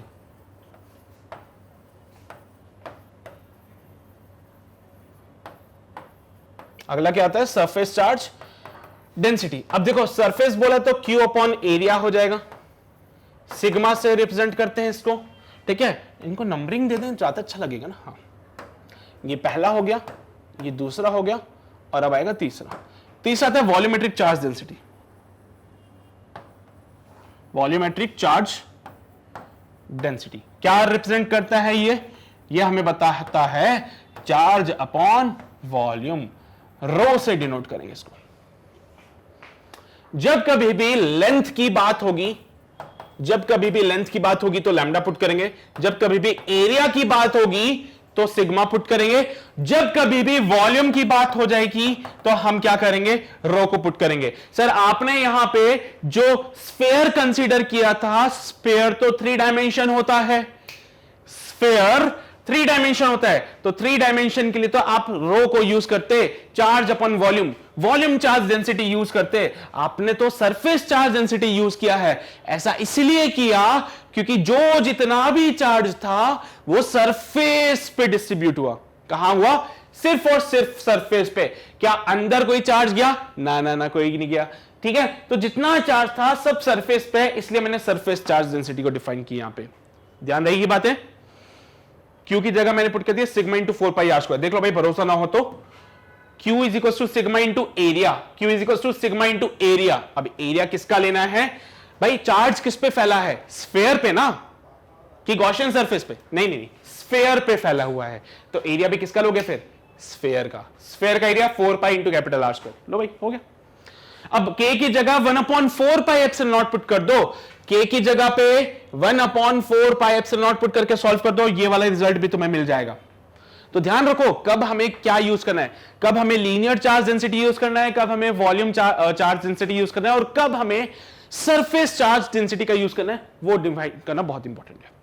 That's it, complete. पहला केस क्लियर हुआ सभी को? आउटसाइड पॉइंट है, आउटसाइड पॉइंट है, किस किस के लिए डिफाइन कर रहा हूं मैं? Solid conducting, hollow conducting and, बोलो, solid conducting, hollow conducting and hollow non conducting. तीनों के केस में क्या सिमिलैरिटीज है? तीनों के केस में सिमिलैरिटी यह है कि जो भी चार्ज आप दोगे वो सरफेस पे डिस्ट्रीब्यूट होगा, तो उनके लिए आउटसाइड पॉइंट हमने डिफाइन कर दिया। अच्छा, आगे अगर मैं तुमसे पूछूं कि भाई सरफेस पे पॉइंट बताओ, ये तो आउटसाइड पॉइंट आ गया, तुमने क्या डिफाइन किया? Electric field outside. तुमने क्या डिफाइन किया? E outside. वो आया ये वाला formula, KQ by R square, या फिर ये वाला फॉर्मूला। अच्छा, अगर मैं सरफेस पे पूछता था, फिर अगर मैं सरफेस पे पूछता, हटा दो ना इसको, चेक कर लो फटाफट से, हटा दो ना इसको। चलो, अगर यही चीज मैं तुमसे पूछूं सरफेस पे बताओ, तो यही चीज मैं तुमसे पूछूं सरफेस पे बताओ, तो भाई सीधी सी बात है, फॉर्मूला बन जाएगा KQ by capital R square, क्योंकि सरफेस पे, एट सरफेस, स्मॉल आर और कैपिटल आर बराबर होते हैं। सरफेस पे जो है स्मॉल आर और कैपिटल आर जो है वो बराबर है, ये कैपिटल आर और यही हमारा स्मॉल आर। चार्ज सरफेस पे फैला हुआ है, गॉसियन सरफेस इसके चारों तरफ बनानी पड़ेगी, ठीक है। मेरी स्पेस खत्म हो गई वहां पे, इसलिए तुम भावनाएं समझ जाना बस। तो ये भाई ऐसा हो गया। अच्छा देखो, अब सरफेस के लिए डिफाइन करोगे तो सरफेस के जब आप पिक्चर डिफाइन करोगे तो गॉसियन सरफेस को कहां लेना पड़ेगा? बोलो, जब आप सरफेस वाला केस डिफाइन करोगे तो गॉसियन सरफेस आपका यही इसके चारों तरफ बना देना, ये गॉसियन सरफेस इसके चारों तरफ। ये कब वैलिड है? ये वाला कब वैलिड होगा? जब आप डिफाइन करोगे electric field at the surface of the sphere. ये कब वैलिड है? जब आप डिफाइन करोगे electric field at the surface of the sphere. Outside point हमने निकाल लिया KQ by R square, surface पे KQ by capital R square, ये दोनों तो क्लियर हो गए। अच्छा, इनसाइड में क्या होगा? हाँ, ये इंटरेस्टिंग है, ये कुछ मजेदार है, ये कुछ दमदार है। पूछा गया भैया अगर मैं अंदर की बात करूं तो अंदर अगर मुझे इलेक्ट्रिक फील्ड फाइंड करना है तो क्या करूं? फिर सपोज करो ये capital R is the radius और कोई पॉइंट मेरा अंदर, point P small r distance पे। अब क्या करोगे? अब अंदर मुझे इलेक्ट्रिक फील्ड फाइंड करना है, तो अंदर एक गॉसियन सरफेस बना दो। अंदर ही मैंने क्या किया, गॉसियन सरफेस बना दिया। अब ये गॉसियन सरफेस के अंदर क्यू एनक्लोज निकालना पड़ेगा मुझे। गॉसियन सरफेस के अंदर कितना चार्ज है वो निकालना पड़ेगा। सो ई इंटू एरिया की जगह 4 pi small r square is equals to Q inside बोलो या फिर क्यू एनक्लोज बोलो, एक ही बात है। क्यू एनक्लोज बोलोगे, क्यू इनसाइड बोलोगे, एक ही पिक्चर है, कंफ्यूज मत होना। क्योंकि आपने जो भी चार्ज दिया वो सरफेस पे डिस्ट्रीब्यूट हो गया, मतलब कि अंदर तो कोई चार्ज है ही नहीं, और अगर अंदर कोई चार्ज नहीं है तो क्यू इनसाइड हमारा क्या हो जाएगा, 0। तो ये होती है किससे 0। तो इस केस में electric field inside it goes out भी कितना, 0। इस केस में जो इनसाइड में इलेक्ट्रिक फील्ड है वो कितना हो जाएगा, 0 हो जाएगा। सो this is the final case for this. किन किन के लिए वैलिड है, solid conducting, hollow conducting and hollow non conducting. सिर्फ इन्हीं तीनों के लिए ये केसेस सेम रहेंगे। आउटसाइड पॉइंट पे इलेक्ट्रिक फील्ड ये है, सरफेस पे इलेक्ट्रिक फील्ड जो है वो के Q by capital R square हो जाएगा, और इनसाइड पे इलेक्ट्रिक फील्ड 0 है क्योंकि अंदर कोई चार्ज नहीं है। जो भी चार्ज दिया वो सरफेस पे डिस्ट्रीब्यूट हो गया। तो कंप्लीट हुआ तुम्हारा केस, पक्का ना। बढ़े आगे, चलो। तो यार देख लो फटाफट से, इनसाइड में इलेक्ट्रिक फील्ड 0 होता है, मैं बता चुका हूं क्यों होता है। अब अगला केस आता है कि भाई ठीक है, सॉलिड नॉन कंडक्टिंग की बात करें, सॉलिड नॉन कंडक्टिंग की बात कर लेते हैं। अच्छा हाँ, इसके अलावा एक चीज और है ना, डायग्राम, ग्राफ भी तो बनाना है। तो भाई अगर कोई तुमसे पूछे इलेक्ट्रिक फील्ड वर्सेस आर का ग्राफ, किस किस के लिए, कंडक्टिंग, सॉलिड कंडक्टिंग, किस किस के लिए बनाएंगे ये, सॉलिड कंडक्टिंग, हॉलो कंडक्टिंग और हॉलो नॉन कंडक्टिंग, है ना, हॉलो नॉन कंडक्टिंग। तीनों के लिए ये डायग्राम वैलिड है, तीनों के लिए ये ग्राफ वैलिड है। यहां कहीं पे small r equals to capital R, और ये हमारा आउटसाइड पॉइंट हो जाएगा, जहां पे स्मॉल आर जो था वो बड़ा था कैपिटल आर से, ये हमारा इनसाइड पॉइंट हो जाएगा, जहां पे स्मॉल आर छोटा था कैपिटल आर से। इलेक्ट्रिक फील्ड बनानी है। अब यार इन तीनों के लिए इनसाइड में इलेक्ट्रिक फील्ड तो 0 है, तो 0 के लिए तो ऐसे बना देना इसको, इलेक्ट्रिक फील्ड 0 थी तो 0 के लिए ऐसे बना दिया। यहां पे इलेक्ट्रिक फील्ड की कुछ वैल्यू आनी थी, K Q by capital R square, ये हमारी वैल्यू आ गई। कहां पे आई, सरफेस पे, small r equals to capital R, surface पे। और आउटसाइड के लिए इलेक्ट्रिक फील्ड जो था वो इनवर्सली प्रोपोर्शनल है आर स्क्वायर के, तो यहां पे E out is inversely proportional to r square, तो उसका ग्राफ ये बनेगा। तो कोई तुमसे ग्राफ पूछेगा इलेक्ट्रिक फील्ड वर्सेस आर का, सॉलिड कंडक्टिंग के लिए, हॉलो कंडक्टिंग के लिए या फिर हॉलो नॉन कंडक्टिंग के लिए, ठीक है, तो भैया तीनों के लिए सेम ग्राफ बना के दिखा देना उसको, और भाई आंसर तुम्हारा बिल्कुल सही हो जाएगा। ठीक है, कंडक्टिंग के लिए तीनों के लिए सेम ग्राफ बना देना, आंसर तुम्हारा सही है। ये डॉटेड लाइन है, सॉलिड लाइन रिप्रेजेंट करती है ग्राफ को। तो यहां पे इलेक्ट्रिक फील्ड वर्सेस आर का पहले तो 0, उसके बाद एकदम से शुरू होके स्लो ये बन जाएगा इनवर्सली वाला ग्राफ। ठीक है, तो ये ग्राफ इंपॉर्टेंट है अपने लिए। तो ये तो भैया हो गया हमारा इलेक्ट्रिक फील्ड वर्सेस आर का ग्राफ। अच्छा, अब इसके बाद में मैं बात करता हूं किसकी, सॉलिड नॉन कंडक्टिंग। देखो जैसे मैंने बोला solid non conducting sphere tendency की होगी, जो भी चार्ज होगा वो डिस्ट्रीब्यूटेड हो जाएगा। यहां पे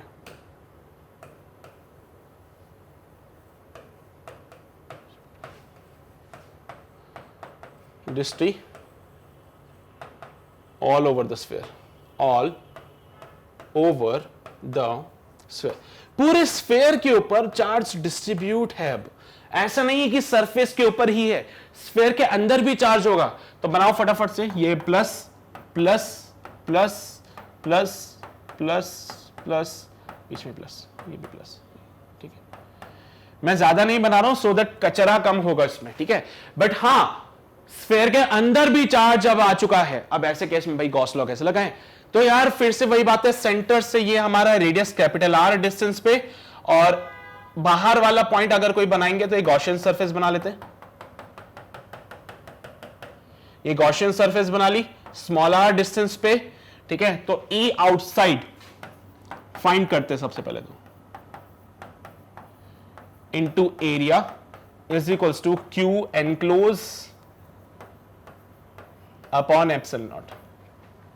सो ई आउटसाइड एरिया कितना हो जाएगा 4 pi into small r square is equals to अंदर कितना चार्ज एनक्लोज है पूरे स्फीयर के ऊपर, let's say capital Q charge है, so capital Q by epsilon not. In that case E outside goes out be Q upon 4 pi are square epsilon not. It comes out be Q upon 4 pi epsilon not into R, ये बन जाएगा K Q by R square, ठीक है, के Q by R square.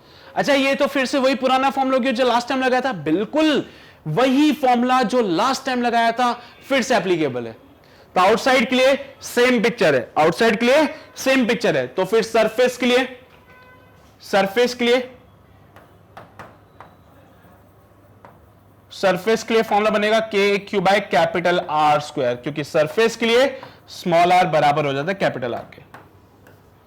Surface के लिए small r बराबर capital R के, तो सरफेस का भी वही फॉर्मूला के Q by capital R square. लो भाई, मतलब जो पहले कर रहे थे फिर से वही वैलिड है। हां, क्यों? क्योंकि अभी तक तुम स्फीयर के बाहर थे, अभी तक तुम लोग स्फीयर के बाहर थे। अब अंदर जाके देखो जरा, अंदर की पिक्चर चेंज हो जाएगी। ये देख लिया सभी ने, इसमें तो कोई समस्या नहीं है ना, किसी को कोई परेशानी किसी प्रकार की? पक्का ना? बढ़े आगे? ओके। बात यह आती है कि इनसाइड के लिए क्या करें, तो भाई इनसाइड के लिए तो जीरो नहीं हो सकते इस बार जीरो नहीं होगा, क्योंकि अब चार्ज डिस्ट्रीब्यूटेड है। तो ये सेंटर से let's say radius capital R, कोई पॉइंट पी जो मैं ले रहा हूं, और ये गॉसियन सरफेस, चार्ज डिस्ट्रीब्यूटेड है। तो भाई डिस्ट्रीब्यूटेड चार्ज होने का मतलब है कि गॉसियन सरफेस के अंदर भी कुछ चार्ज है, गॉसियन सरफेस के बाहर भी कुछ चार्ज है। चार्ज डिस्ट्रीब्यूटेड होने का मतलब क्या है? गॉसियन सरफेस के अंदर भी चार्ज है, गॉसियन सरफेस के बाहर भी चार्ज है। ओवरऑल जो चार्ज है वो कैपिटल क्यू है, ओवरऑल जो चार्ज है वो क्या है? कैपिटल क्यू है। अंदर कितना चार्ज है अब ये डिफाइन करना पड़ेगा। अब तुम अंदर जा चुके हो, अब तुम बाहर नहीं हो, अब अंदर चले गए, वॉल्यूम की पिक्चर आएगी। इससे पहले सिर्फ सरफेस की पिक्चर आ रही थी, क्योंकि चार्ज सरफेस पे था, अभी चार्ज अंदर चला गया है, अंदर चला गया यानी कि वॉल्यूम के अंदर भर गया चार्ज, तो वॉल्यूम वाली पिक्चर लगाओगे। चलो भाई करते हैं। So E inside into area is equals to Q enclosed by epsilon nought. यही था गॉस लॉ, गॉस लॉ और ये फ्लक्स, ठीक है। So E inside into area की बात करें तो 4 pi are square is equals to अंदर कितना चार्ज है अब ये डिफाइन करना पड़ेगा। तो चार्ज डेंसिटी यूज करनी पड़ेगी। कौन सी यूज करें? रो को यूज करो, क्यू इन अपॉन वॉल्यूम, तो 4/3 पाई आर क्यूब, ठीक है। तो यहां पे rho charge density, volume charge density equals to अंदर जितना भी चार्ज है upon volume of the Gaussian surface.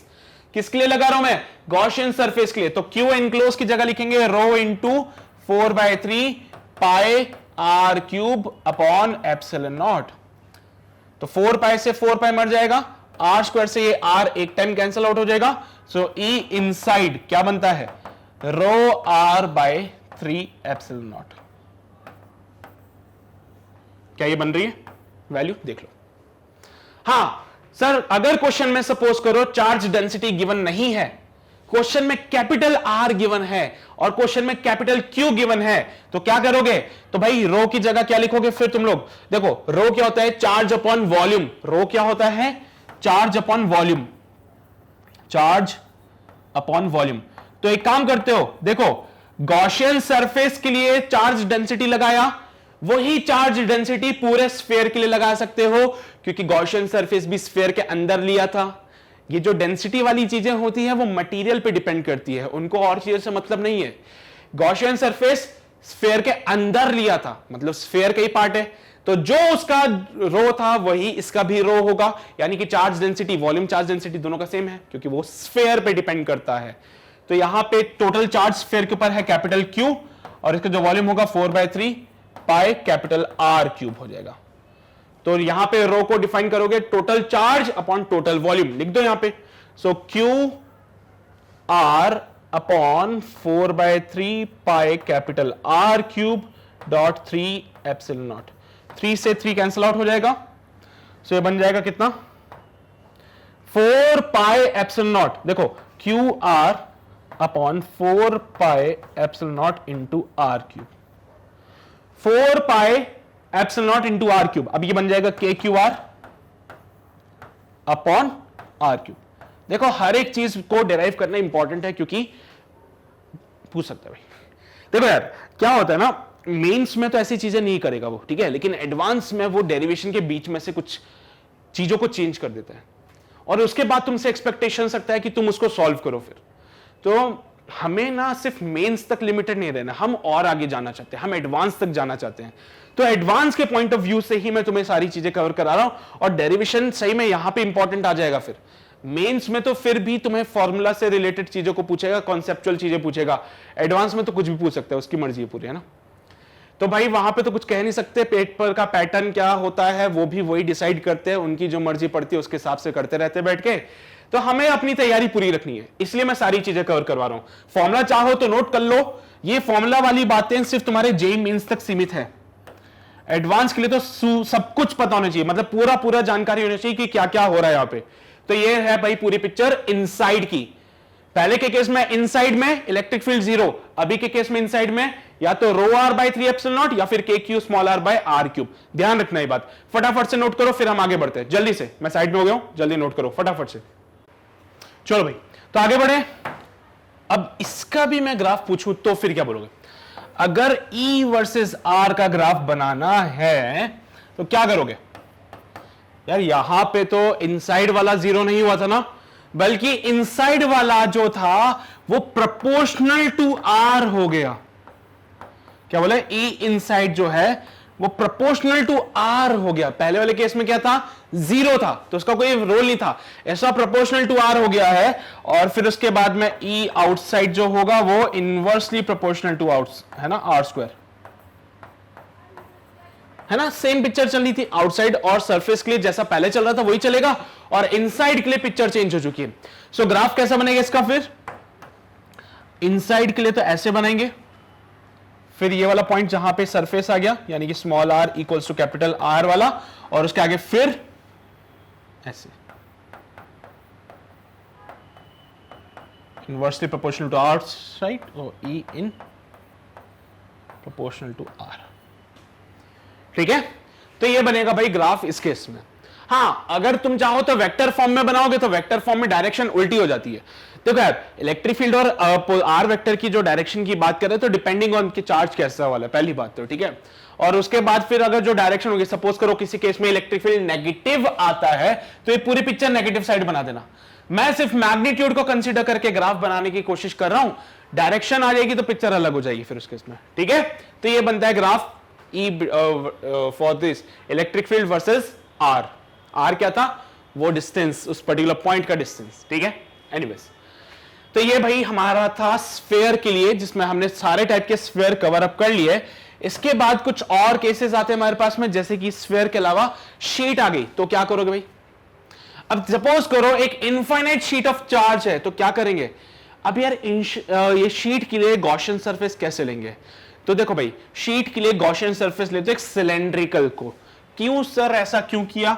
Suppose करो ये हमारी कोई शीट थी, इससे ये पॉइंट P यहां पे था। अब मैंने क्या बोला? गॉसियन सरफेस ऑलवेज ऐसा लो जो कि सिमेट्रिकल हो, है ना। तो इस पॉइंट को कवर करते हुए, अब यार ऐसा तो गोला ले नहीं सकता मैं, है ना, ऐसा गोला तो ले नहीं सकता, मजा ही नहीं आएगा, ऐसे कैसे सॉल्व करेंगे फिर? तो गोला तो ले नहीं सकते, स्फीयर तो ले नहीं सकते, फिर एक ऐसा पॉइंट लेते हैं जो सिर्फ इस पॉइंट P को कवर कर रहा है, साथ साथ में वो इधर को भी कवर करेगा, इधर भी कवर करेगा। ये देखो, सही है ना। एक ऐसा सरफेस हमने लिया जो पॉइंट P को भी कवर कर रहा है, साथ ही साथ वो शीट को भी कवर कर रहा है।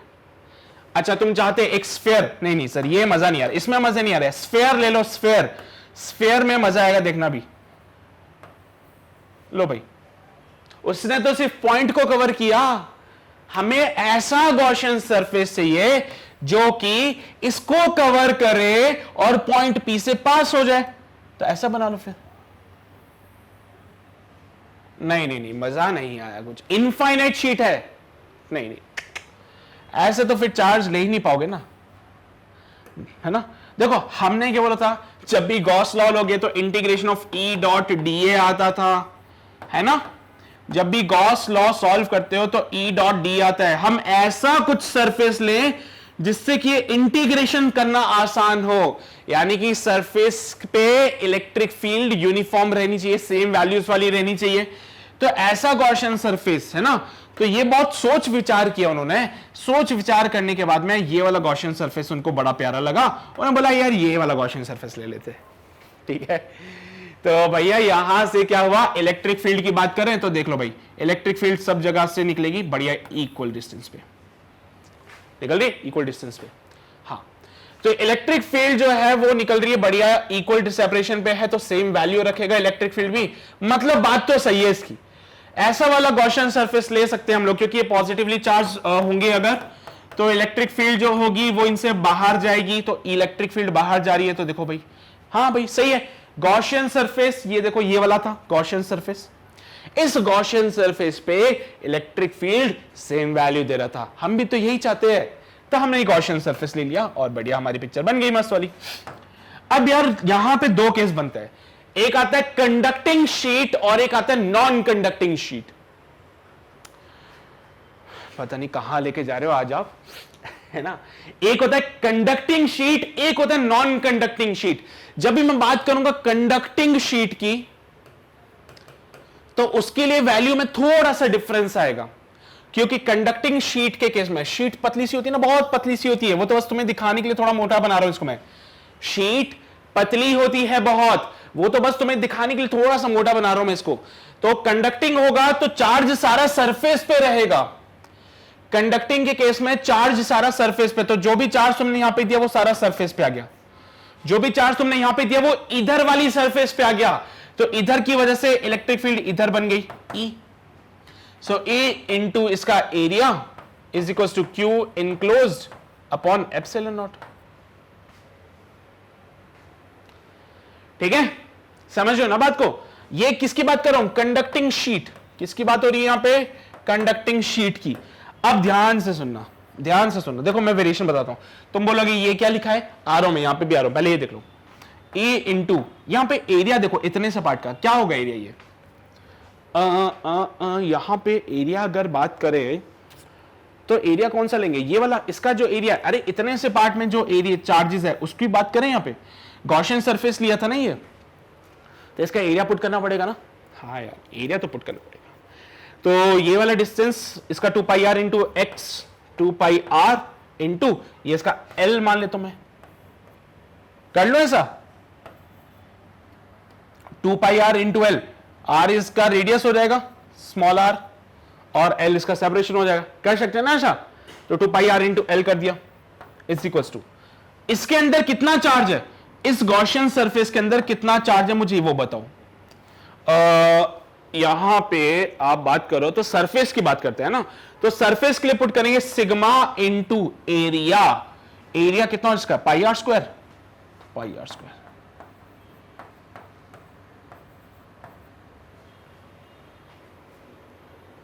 देख लो भाई, देख लो भाई, कोई दिक्कत समस्या हो तो देख लेना, ठीक है, बढ़े आगे, ओके। अच्छा एक और चीज मैं तुमसे पूछा था कि इतने से पार्ट में जो चार्ज हुआ, ठीक है, सो पाई आर से ये पाई और एक आर मर जाएगा, so E into 2L is equals to sigma R upon epsilon not.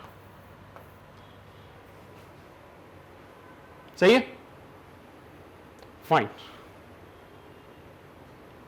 अरे अरे अरे अरे अरे गलती कर दी ना यहाँ पे, गलती कर दी ना यहाँ पे, क्या गलती की, देखो यार एक गलती कर दी तुम लोगों ने, जो गॉसियन सरफेस तुम ले रहे थे उसमें पर्टिकुलर उतने पार्ट को ही तो लेना है यार, एरिया तो सेम रहेगा ना यहाँ पे।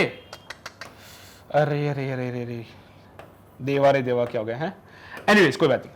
E into A is equal to sigma into A. देखो यार क्या बात है कि ये पॉइंट P एक ऐसा पॉइंट सरफेस लिया है जो कि इस पॉइंट से पास हो रहा है, तो ये पॉइंट P जो है इधर है, जितना एरिया इसका उतना एरिया इसका।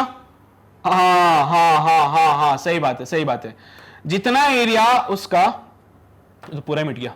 एनीवेज कोई बात नहीं, हम अलग से कलर का गॉसियन सरफेस बना लेंगे। हम एक पॉइंट P ऐसा लेना चाहते हैं जो इस सरफेस पर लाई करे, तो जितना एरिया इसका उतना एरिया इसका, तो जितना चार्ज इसमें रहेगा उसके लिए एरिया तो सेम ही डिफाइन करोगे ना यार। हाँ तो एरिया दोनों जगह सेम नहीं होगा क्या? हाँ पहले के केस में क्या होता था, आप वायर कंसीडर कर रहे थे, पहले के केस में क्या हो रहा था, आप वायर कंसीडर कर रहे थे, तो वायर की लेंथ होना भी मैटर करता था, इसलिए आप एरिया में पूरे को कंसीडर करते थे क्योंकि लेंथ के अलोंग डिस्ट्रीब्यूटेड था चार्ज। अभी लेंथ के अलोंग नहीं, क्रॉस सेक्शन में ही डिस्ट्रीब्यूटेड है चार्ज, चार्ज क्रॉस सेक्शन में ही डिस्ट्रीब्यूटेड है, इसलिए जो एरिया यहां का वही एरिया, इतना सा पार्ट ही तो लोगे, इस लेंथ से कोई फर्क नहीं पड़ता है, इस लेंथ से कोई फर्क नहीं पड़ता है। यहां तो फर्क पड़ा था ना, यहां तो लेंथ से फर्क पड़ा था क्योंकि वायर थी, वायर के ऊपर चार्ज था, वायर का लेंथ ज्यादा होगा तो चार्ज ज्यादा होगा, लेकिन यहां पे तो ऐसी कोई बात नहीं है। यहां पे लैम्डा डिफाइन करते थे आप लोग, यहां पे लैम्डा थोड़ी डिफाइन कर रहे हो, यहां तो सिग्मा डिफाइन कर रहे हो, तो उसको लेंथ से मतलब नहीं है, उसको क्रॉस सेक्शन एरिया से मतलब है यहां पे। तो पॉइंट P पे एरिया ऑफ क्रॉस सेक्शन जितना होगा उतना ही क्रॉस सेक्शन में कितने चार्ज है, सिग्मा इंटू ए। देखो ए से ए मर जाएगा, इलेक्ट्रिक फील्ड बन जाएगा सिग्मा बाय एप्सिलॉन नॉट। किसकी वजह से बना ये किसकी वजह से बना, कंडक्टिंग शीट की वजह से। कंडक्टिंग शीट में पूरा चार्ज सरफेस पे आ जाता है, लेकिन अगर नॉन कंडक्टिंग की बात करो तो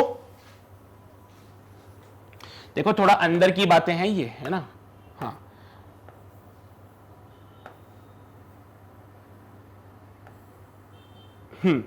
नॉन कंडक्टिंग की बात करो तो शीट के अंदर चार्ज फंस गया पूरा।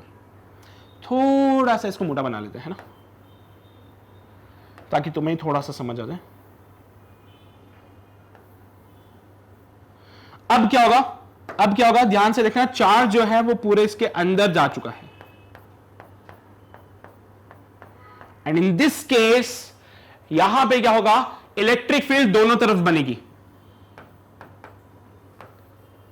देखो जब तक सरफेस पे चार्ज था तो पीछे किसी को कुछ पता नहीं था कि यहां पे चार्ज है कि नहीं है ना।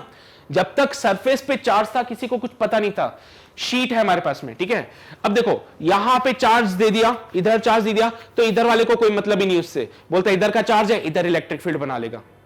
क्या बोले, शीट है हमारे पास में, इधर चार्ज दे दिया, अगर कंडक्टिंग है तो जो भी चार्ज यहां दूंगा इधर फैल जाएगा पूरा, कंडक्टिंग है तो जो भी चार्ज दोगे इधर डिस्ट्रीब्यूट हो जाएगा, इधर डिस्ट्रीब्यूट हो गया, इसका इलेक्ट्रिक फील्ड इधर बना दिया, पीछे वाले को कोई मतलब नहीं है, फाइन।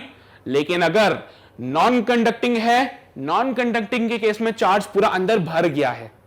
अब इसके पूरे के अंदर अंदर चार्ज भर दिया है मैंने, चार्ज अगर इसके अंदर फिल हो चुका है, अंदर की तरफ पूरा मैंने चार्ज भर दिया, अब क्या होगा, चार्ज अंदर पूरा फैला हुआ है, अंदर है, इधर भी इलेक्ट्रिक फील्ड बनाएगा, उधर भी इलेक्ट्रिक फील्ड बनाएगा।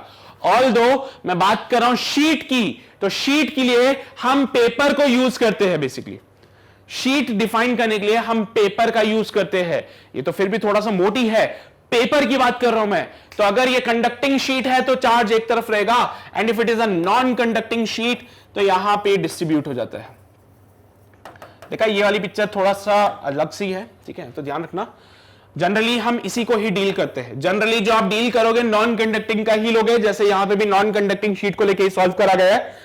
तो नॉन कंडक्टिंग के केस में चार्ज अंदर फैल गया है तो इलेक्ट्रिक फील्ड दोनों तरफ दिखाएगा, मतलब यहां से भी उसका इफेक्ट है और पीछे की तरफ भी उसका इफेक्ट है, तो दो इलेक्ट्रिक फील्ड बनेंगे। So 2E into A is equals to Q inside by epsilon naught, जिसको कि मैं लिखूंगा sigma into A upon epsilon naught. ए से ए मर जाएगा, सो इलेक्ट्रिक फील्ड बनेगा यहां पे sigma bye 2 epsilon not. Electric field क्या बनेगा, सिग्मा बाय 2 एप्सिलॉन नॉट। वहां क्या बना, सिग्मा बाय एप्सिलॉन नॉट, यहां क्या बना, सिग्मा बाय 2 एप्सिलॉन नॉट। किसके लिए बनाएंगे, अगर यहां पे इलेक्ट्रिक फील्ड दोनों तरफ हो तो, अगर इलेक्ट्रिक फील्ड दोनों तरफ है तो बाई 2 कर देना, अगर सिंगल साइड की बात करोगे तो सिग्मा बाय एप्सिलॉन नॉट करोगे। सिंगल वाली साइड कब आती है? कंडक्टिंग शीट में, वो कब आती है? नॉन कंडक्टिंग शीट में। ध्यान रखना, एक छोटा सा डिफरेंस है बस, ठीक है, पक्का ना? बढ़े आगे, चलिए भाई। तो ये था electric field due to infinite sheet of charge. ऐसे केसेस में स्मॉल एलिमेंट लेके सॉल्व कर सकते हो, बट स्मॉल एलिमेंट इतना कॉम्प्लिकेटेड हो जाएगा कि तुम परेशान हो जाओगे, इसलिए गॉस लॉ का यूज करो, इजी इजी से क्वेश्चन को सॉल्व करो। क्लियर सभी को? बढ़े आगे, फाइन। देन तो ये हुआ भैया किसी शीट की वजह से इलेक्ट्रिक फील्ड। अब हम बात करते हैं कि भाई साहब एक solid conducting, hollow non conducting की वजह से पोटेंशियल कैसे फाइंड किया जाए। इलेक्ट्रिक फील्ड फाइंड कर ली, हाँ भाई फाइंड कर ली। इलेक्ट्रिक फील्ड से इलेक्ट्रिक पोटेंशियल फाइंड किया जा सकता है। याद करो, delta V equals to minus का integration of E dot D R. हाँ बिल्कुल, कैसे भूल सकते हैं इसको हम लोग, कैसे भूल सकते हैं? बहुत अच्छे से याद है, बहुत सारे क्वेश्चंस किए थे हमने लास्ट चैप्टर में इससे रिलेटेड। वही कॉन्सेप्ट यहां लगाएंगे। इस बार आपको इलेक्ट्रिक फील्ड पता है तो आप पोटेंशियल फाइंड कर सकते हो। तो शुरू करते हैं, solid conducting, hollow non conducting, सबके लिए चार्ज सरफेस पे रहेगा। आउटसाइड द स्फीयर की बात करते हैं, ठीक है। तो ये लो भाई हमारा स्फीयर है, स्फीयर का जो रेडियस है वो कैपिटल R, आउटसाइड एक पॉइंट P ले लिया मैंने which is of small r। अब बताओ पॉइंट P पे क्या पिक्चर होने वाली है? जब भी हम पोटेंशियल फाइंड करते हैं किसी पॉइंट P पे तो क्या बोलते हैं? एक चार्ज को इनफाइनाइट से वहां तक लेके जाओ। अगर इसके ऊपर टोटल चार्ज कैपिटल Q आपने डिस्ट्रीब्यूट कर दिया है तो इलेक्ट्रिक फील्ड कैसे बनेगी? बाहर की तरफ।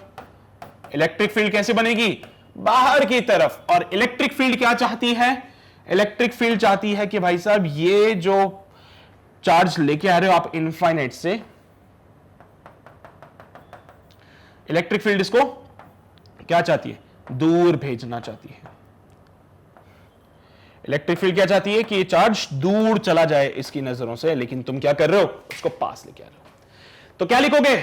Vp minus V infinite is equals to minus of integration of electric field का इंटीग्रेशन। इलेक्ट्रिक फील्ड क्या निकाला था तुमने? KQ by R square. Put कर दो, KQ by R square dot dr। यही किया था ना, KQ बाय आर स्क्वायर। अच्छा, लिमिट कहां से कहां तक लगाओगे? कहां से ले जा रहे हो? इनफाइनाइट से कहां तक? स्मॉल r डिस्टेंस तक। जब यहां पे चार्ज था तो डिस्टेंस थी इनफाइनाइट, जब पॉइंट P पे लेके जाओगे तो डिस्टेंस हुई स्मॉल r, तो इनफाइनाइट से लेके स्मॉल r तक लेके जाओगे। सॉल्व करो इसको, सॉल्व करो इसको। वही पुरानी पिक्चर, कुछ भी नया नहीं है। Vp minus V infinite, final potential minus initial potential. Vp minus V infinite equals to, minus का साइन लगता ही है। इलेक्ट्रिक फील्ड लास्ट केस में सॉल्व कर चुके हैं जब आपने इलेक्ट्रिक फील्ड फाइंड किया था। KQ by R square dot dr, integration किया इनफाइनाइट से लेके r तक, क्योंकि जब यहां पे थे, किस पॉइंट पे थे तो इनफाइनाइट सेपरेशन था, जब पॉइंट P पे आ गए तो सेपरेशन स्मॉल r हो गया। पोटेंशियल इनफाइनाइट पे हम जनरली जीरो लेते हैं, तो Vp is equals to minus का KQ integration of 1 by R square dot dr। Minus का 1 बाय आर हो जाएगा इसका integration. So Vp is equals to minus का KQ माइनस का 1 बाय आर, लिमिट लगा दो इनफाइनाइट से लेके r तक।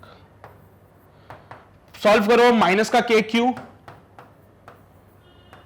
अपर limit minus 1 upon r, minus lower limit minus 1 upon infinite. 1 upon infinite zero होता है, तो ये तो हो गया zero. So it comes out be minus KQ minus 1 by R, it comes out be KQ by R, KQ by R. ये तो जानते ही होंगे तुम लोग कि पोटेंशियल जो होता है वो KQ बाय आर बनता है, ठीक है। तो तरीका बता दिया मैंने तुम लोगों को कैसे करना है, पोटेंशियल कैसे फाइंड करते हैं। चलो भाई सरफेस पे बात करते हैं। अरे सर सरफेस की बात क्या करनी है? सरफेस पे तो at surface small r is equals to capital R होता है। तो उस केस में पोटेंशियल कितना हो जाएगा सरफेस पे? KQ by capital R। Outside point पे potential KQ by small r, इन सरफेस पे KQ by capital R। Inside में क्या होगा सोचना पड़ेगा। इनसाइड के लिए क्या करेंगे? आओ चलो सोचते। ये तो कर लिया ना नोट सभी ने, देख लो फटाफट से, कोई समस्या परेशानी हो तो पक्का बढ़े आगे। हाँ, इनसाइड पॉइंट बहुत इंटरेस्टिंग है, तुम चीप सकते हो टीपना चाहो तो, बट मैं तो तुम्हें पूरा बताऊंगा। देखो भाई, अगर हमारे पास में कोई पॉइंट पी इनसाइड है तो अब क्या करोगे, ये तो कैपिटल आर, ये स्मॉल आर, अब क्या सोचें, क्या करें भाई, क्या करें, स्मॉल आर वो कैपिटल आर, अब क्या कर सकते हो, पहले हम सरफेस पे आते। देखो, अगर मैं इनफाइनाइट से आने की कोशिश करूंगा तो डायरेक्टली पॉइंट पी पे तो जा नहीं सकता। अगर मैं इनफाइनाइट से आने की कोशिश करूंगा तो डायरेक्टली पॉइंट पी पे तो जा नहीं सकता, तो पहले कहां जाऊंगा, पहले जाऊंगा मैं सरफेस पे। पहले मैं कहां जाऊंगा, सरफेस पे। तो जब आप इनफाइनाइट से सरफेस पे जाते हो तो उस केस में आप सरफेस पे पोटेंशियल निकाल लेते हो K cube by small r, where Q is the charge जो कि इस पे डिस्ट्रीब्यूटेड है। जब आप इनफाइनाइट से सरफेस पे जा रहे थे तो आपने सरफेस का पोटेंशियल निकाला के क्यू बाय आर। अब सरफेस से पॉइंट पी पे जाओ तो डेल्टा वी क्या कहता है, इंटीग्रेशन ऑफ माइनस का E dot D r. Delta V में कौन कौन लिखेंगे, V P minus V surface. अब इनफाइनाइट नहीं लिखोगे आप लोग, V P minus V surface लिखोगे, बिकॉज अब पहले आप इनफाइनाइट से सरफेस पे आए, सरफेस से आगे गए, इज इक्वल्स टू। अब यार इलेक्ट्रिक फील्ड की बात कर रहे हैं तो इलेक्ट्रिक फील्ड अंदर तो क्या होता है, जीरो होता है, तो अंदर की तरफ इलेक्ट्रिक फील्ड जीरो होता है, तो ये तो हो गया जीरो। अरे वाह क्या बात है, अंदर इलेक्ट्रिक फील्ड जीरो तो ये हो गया जीरो, यानी कि V P is equals to V surface, मतलब V inside is equals to V surface. क्या बात है, मतलब कि अगर हमारे पास में इलेक्ट्रिक फील्ड जीरो है तो जो पोटेंशियल सरफेस पे था वही पोटेंशियल क्या होगा, अंदर होगा। हां, तो देखो जरा, जो सरफेस पे पोटेंशियल था वही पोटेंशियल अंदर वाला पुट कर दिया। यही तो समझाने की कोशिश कर रहा था मैं। ये कब कब वैलिड है, ये कब कब वैलिड है, hollow conducting, hollow non conducting और सॉलिड कंडक्टिंग, तीनों के लिए वैलिड है। सॉलिड कंडक्टिंग तीनों के लिए ये वैलिड है, यानी कि अगर अंदर इलेक्ट्रिक फील्ड जीरो है तीनों के लिए, अगर इलेक्ट्रिक फील्ड जीरो तो जो सरफेस पे पोटेंशियल वही अंदर पोटेंशियल, यानी कि क्या बन गया ये बन गया हमारा इक्वी पोटेंशियल। कैसा बन गया ये हमारा इक्वी पोटेंशियल। इक्वी पोटेंशियल का मतलब अंदर हर जगह पोटेंशियल सेम है, जो पॉइंट लेना चाहते हो कोई भी पॉइंट लो, पोटेंशियल वहां पे सेम हो जाएगा। समझ के बात को, फटाफट से करो नोट, उसके बाद आगे बढ़ते। चलो भाई, तो आगे बढ़े, फाइन। यार अब यहां पे पॉइंट आता है कि हमने सारे केसेस को सॉल्व किया, but what about the graph, तो यार इसके लिए भी तो ग्राफ बनता है ना। हाँ, तो ग्राफ तो बनेगा बिल्कुल। तो अगर मैं बात करूं किस किस की, hollow conducting, solid conducting, hollow non conducting,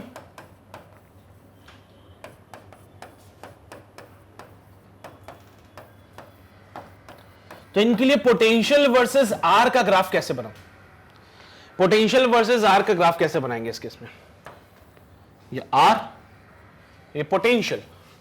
चलो भाई, आउटसाइड के लिए पोटेंशियल क्या डिफाइन किया था, के क्यू बाय आर।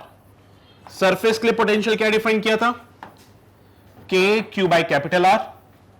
और इनसाइड के लिए पोटेंशियल क्या डिफाइन किया था, वही चीज जो सरफेस पे थी, विच इज इक्वल्स टू के क्यू बाय आर। अच्छा, ग्राफ बनाने की कोशिश करें तो भाई यहां पे कहीं पे पॉइंट ले लेता हूं, small r equals to capital R, यानी कि सरफेस का पॉइंट। पोटेंशियल यहां पे तक तो सेम चलेगा, क्योंकि यहां तक तो भाई क्या था, पोटेंशियल सेम था, है ना, R less than capital R, inside point है ये। फिर उसके बाद में क्या होगा, potential inversely proportional to R हो गया, तो इनवर्सली प्रोपोर्शनल टू आर का ग्राफ ही बनाएंगे।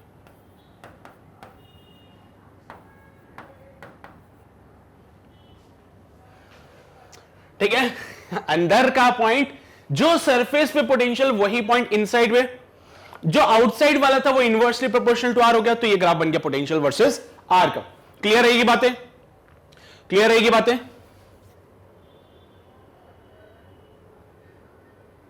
इनसाइड का और सरफेस का पोटेंशियल सेम है, इनसाइड का और सरफेस का पोटेंशियल सेम है।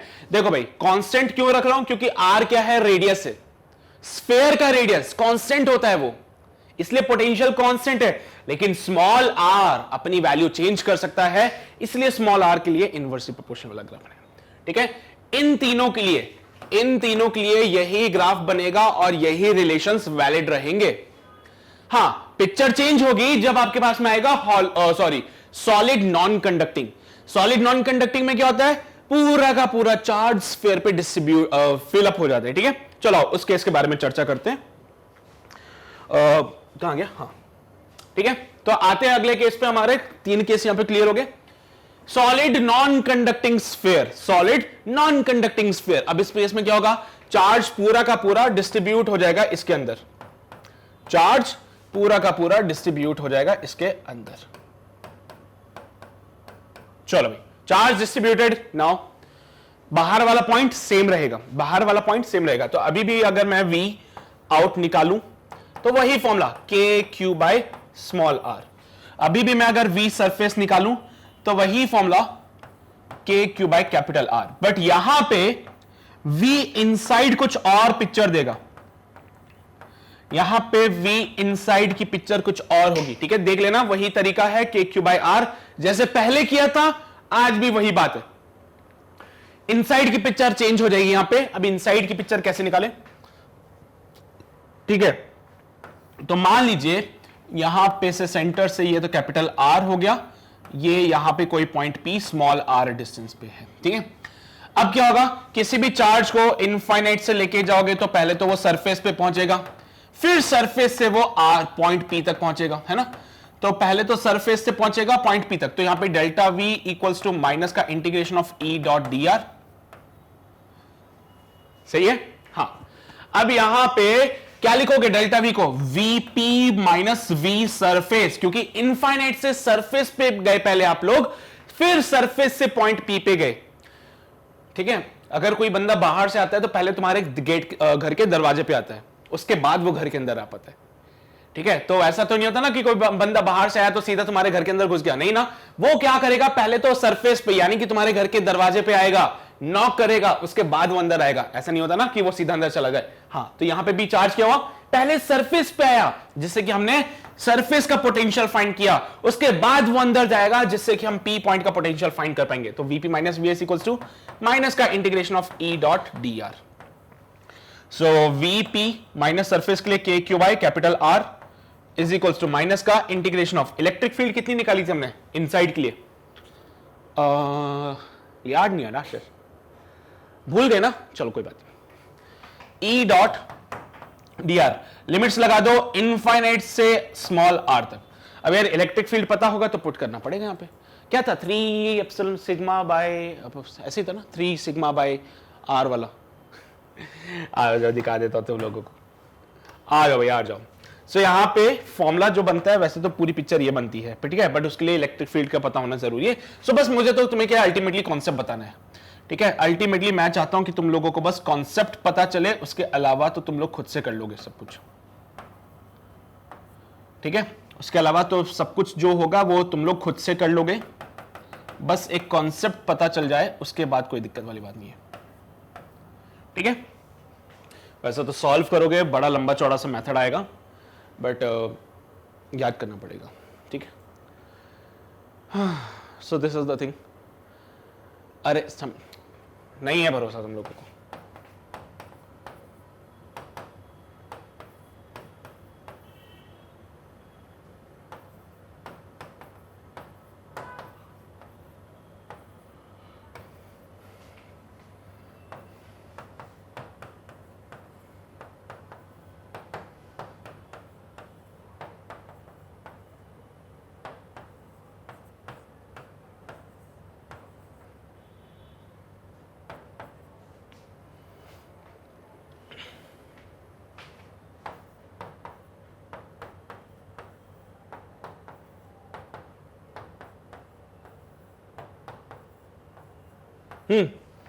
आर स्क्वायर बाय 2,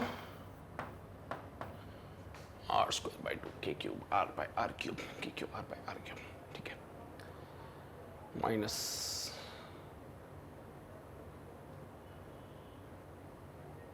अरे यार क्या कर रहे इनफाइनाइट से नहीं, सॉरी माय मिस्टेक, ठीक है, गलती कर दी ना, हाँ r से r तक, इसको भी लिमिट्स पुट कर देते ना, r² 2 माइनस r²/2, ठीक है भाई। चलो अब इसको सिंप्लीफाई करो, ये माइनस का k³r उधर भेजो, माइनस का k³r उधर भेजो, अब सॉल्व करो, क्योंकि तुम लोग कहां सरफेस से आ रहे हो ना यार, तो जब तुम सरफेस पे थे तो कैपिटल R था, जब तुम पॉइंट P पे आए तो स्मॉल r, तो कैपिटल R से स्मॉल r तक गए, कैपिटल R से स्मॉल r तक गए, तो ये पिक्चर बनती है यहां पे। अब इसको सिंप्लीफाई करना पड़ेगा, Vp equals to k³r minus k³r³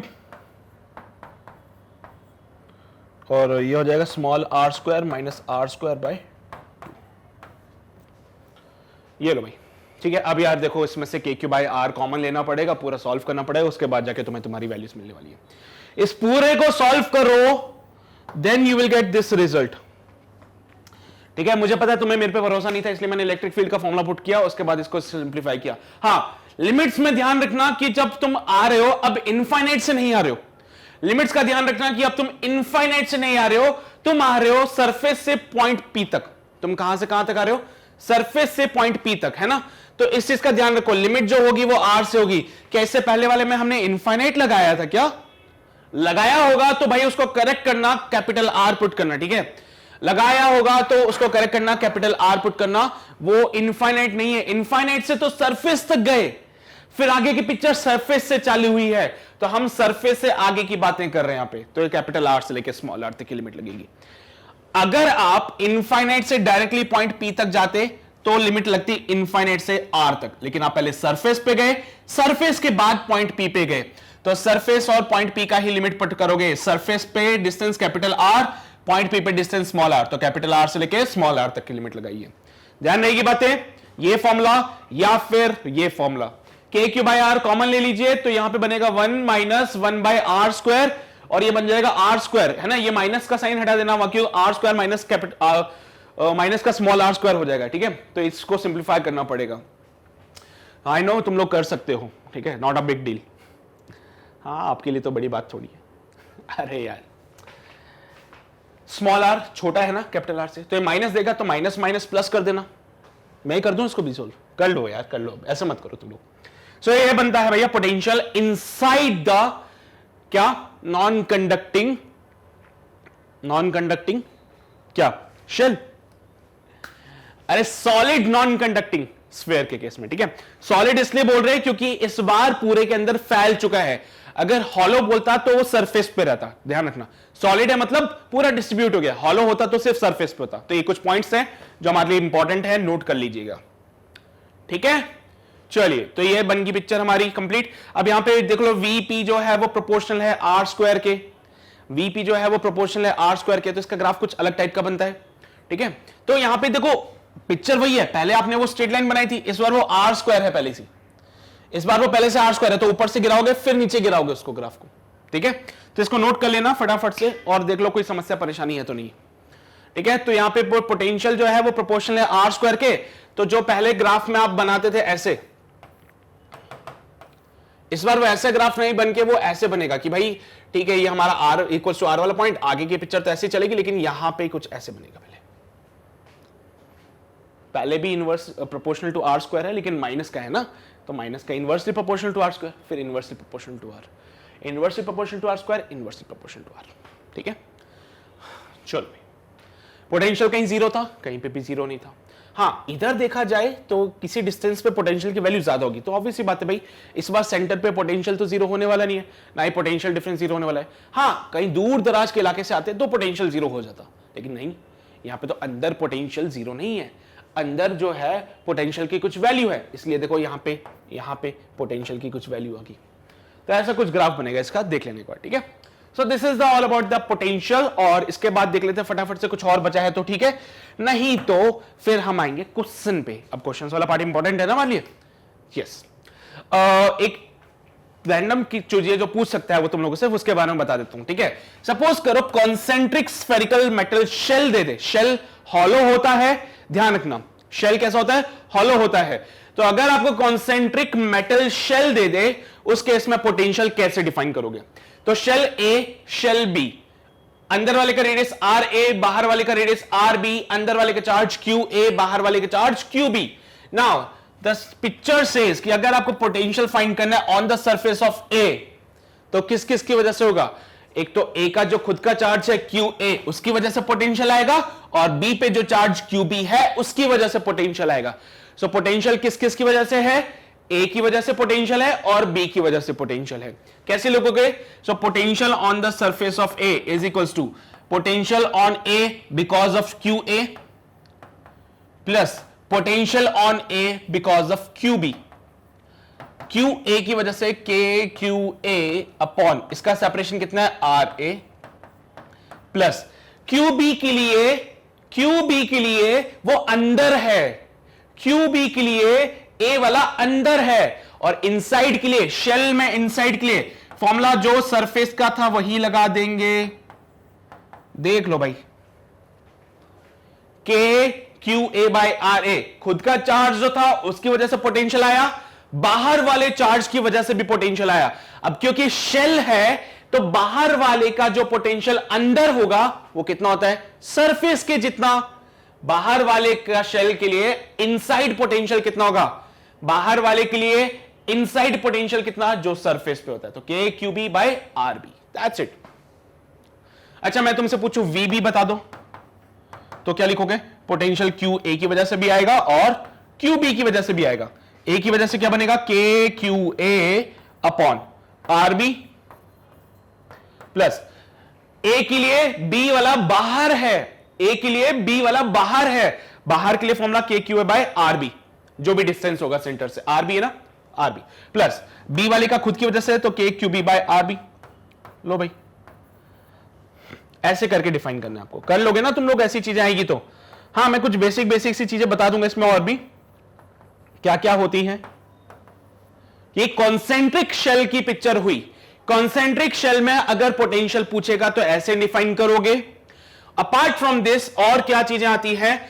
अगर दो शेल को अगर आप किसी कंडक्टिंग वायर से जोड़ देते हो तो उन शेल में चार्जेस का ट्रांसफर होता है। कब तक होगा? जब तक दोनों का पोटेंशियल सेम ना हो जाए।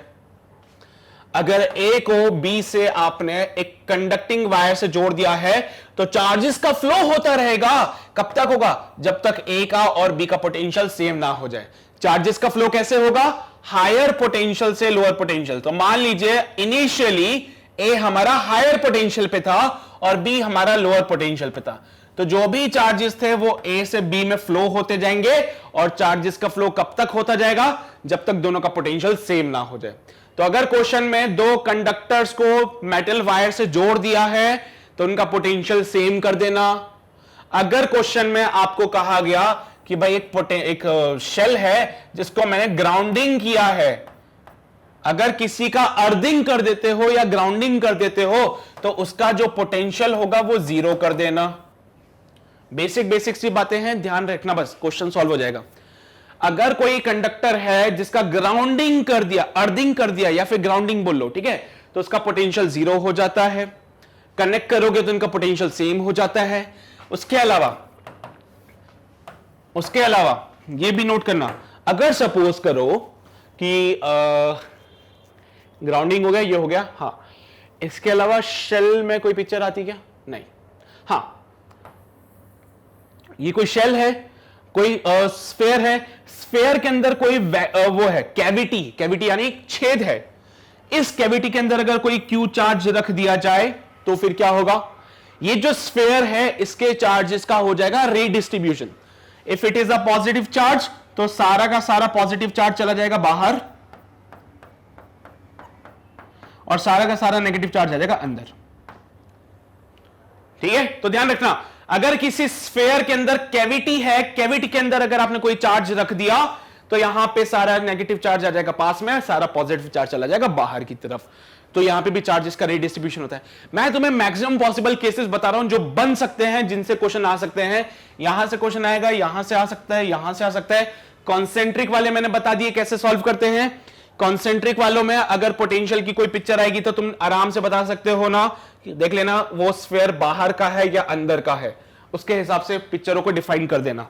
तो ये कुछ बातें जो बहुत ज्यादा इंपॉर्टेंट होती है हमारे लिए जब हम गॉस लॉ को सॉल्व करते हैं।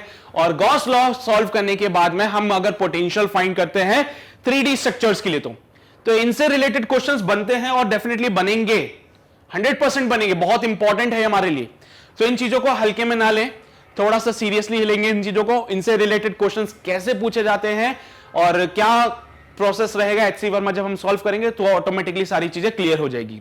Okay, so this is all about the Gauss law, जिसमें हमने इलेक्ट्रिक फ्लक्स कवर कर लिया, हमने डिफाइन कर दिया एरिया का वेक्टर क्वांटिटी है, इलेक्ट्रिक फील्ड फाइंड किया, उसके लिए ग्राफ ड्रॉ किए, अलग अलग स्फीयर के लिए, वायर के लिए, शीट के लिए हमने हर एक चीज के इलेक्ट्रिक फील्ड को डिफाइन किया है। फिर उसके बाद हमने इलेक्ट्रिक पोटेंशियल डिफाइन किया। हम उन चीजों पे ज्यादा फोकस करेंगे जहां से क्वेश्चन बनने की चांसेस बहुत ज्यादा है। तो ये वो सारी चीजें थी जहां से क्वेश्चन बन सकते थे। सो आई होप ये सारी चीजें आपके लिए बहुत ज्यादा इंपॉर्टेंट रही होगी, बहुत ज्यादा बेनिफिशियल रही होगी। एंड अपार्ट फ्रॉम दिस अगर देखा जाए तो बहुत सारी चीजें ऐसी है जो आपको मिलती है यहां पे।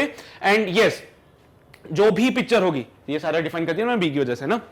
और अगर तुम चाहते हो कि सारी की सारी वीडियोस तुम लोगों को मिल जाए तो तुम हमें ज्वाइन कर सकते हो हमारी वेबसाइट पे ना। वेबसाइट पे आने के फायदे ये है कि आपको सारे का सारा कंटेंट वहां पे अवेलेबल होगा, सारी की सारी वीडियोस एक अरेंज्ड फॉर्मेट में होगी, जिससे कि आपको कभी दिक्कत नहीं आएगी। अगर आपको चाहिए कि भाई फिजिक्स के एचसी वर्मा के सॉल्यूशन चाहिए, उसके लिए एक अलग सेक्शन होगा जहां पे प्रॉपर सॉल्यूशंस उसके मिलेंगे आपको। सो ये आपके लिए बहुत ज्यादा बेनिफिशियल है। जैसा कि मैंने कहा, हर एक बच्चे के लिए हर एक कोर्स यहां पे अवेलेबल है, जहां पे आप आ सकते हो और प्रॉपर बेनिफिट ले सकते हो। हर क्लास के लिए है ना, क्लास 11 क्लास 12 जिसमें भी, अगर तुम्हारा कोई कलीग है, कोई जूनियर है, तुम उसको भी रिकमेंड कर सकते हो। हर चीज चैप्टर वाइज प्रॉपर वे में मिलेगी, पूरा तरीके से डिफाइन किया होगा कि क्या उसका ओवरव्यू है, कैसे क्वेश्चंस होते हैं, क्या क्या फॉर्मेट रहता है, सब कुछ एक अरेंज्ड फॉर्मेट में आपको मिलता है अगर आप हमारे साथ जुड़ते हो वेबसाइट पे। सो वेबसाइट पे ज्वाइन कर सकते हो आप लोग हमें आके, जहां पे वीडियोस भी मिल जाएंगे जैसे कि मैंने मेंशन किया, और ये वीडियोस आपको यूट्यूब पे भी मिल जाएंगे, ठीक है। बट YouTube पे आपको ढूंढने में दिक्कत होगी तो website is a more better option for you guys. So अगर आप YouTube पे हमारे साथ कंटिन्यूशन में हैं तो डोंट मिस दिस पार्ट कि आप चैनल को सब्सक्राइब करें एंड उन सभी बच्चों तक इस सेशन को शेयर करें जिनको सच में इसकी जरूरत है। Still there are lot of students जो क्वालिटी ऑफ एजुकेशन चाहते हैं और वो उनको प्रॉपर्ली मिल नहीं पा रही। सो मैग्नेट ब्रेन प्रोवाइड कराता है क्वालिटी ऑफ एजुकेशन जो कि फ्री ऑफ कॉस्ट है। So make this thing part, channel को करें सब्सक्राइब एंड शेयर करें maximum, so that the maximum student can get the benefit. So this is all for today's session. बाकी की बातें हम करेंगे अपने अगले सेशन में, जहां पे क्वेश्चंस को सॉल्व करेंगे, ठीक है। तो जैसा कि मैंने प्रॉमिस किया था, रिवीजन, उसके बाद एचसी वर्मा के सॉल्यूशंस। सो अगले सेशन में हम करेंगे एचसी वर्मा के solution. So that's all for today. All the best guys, take care.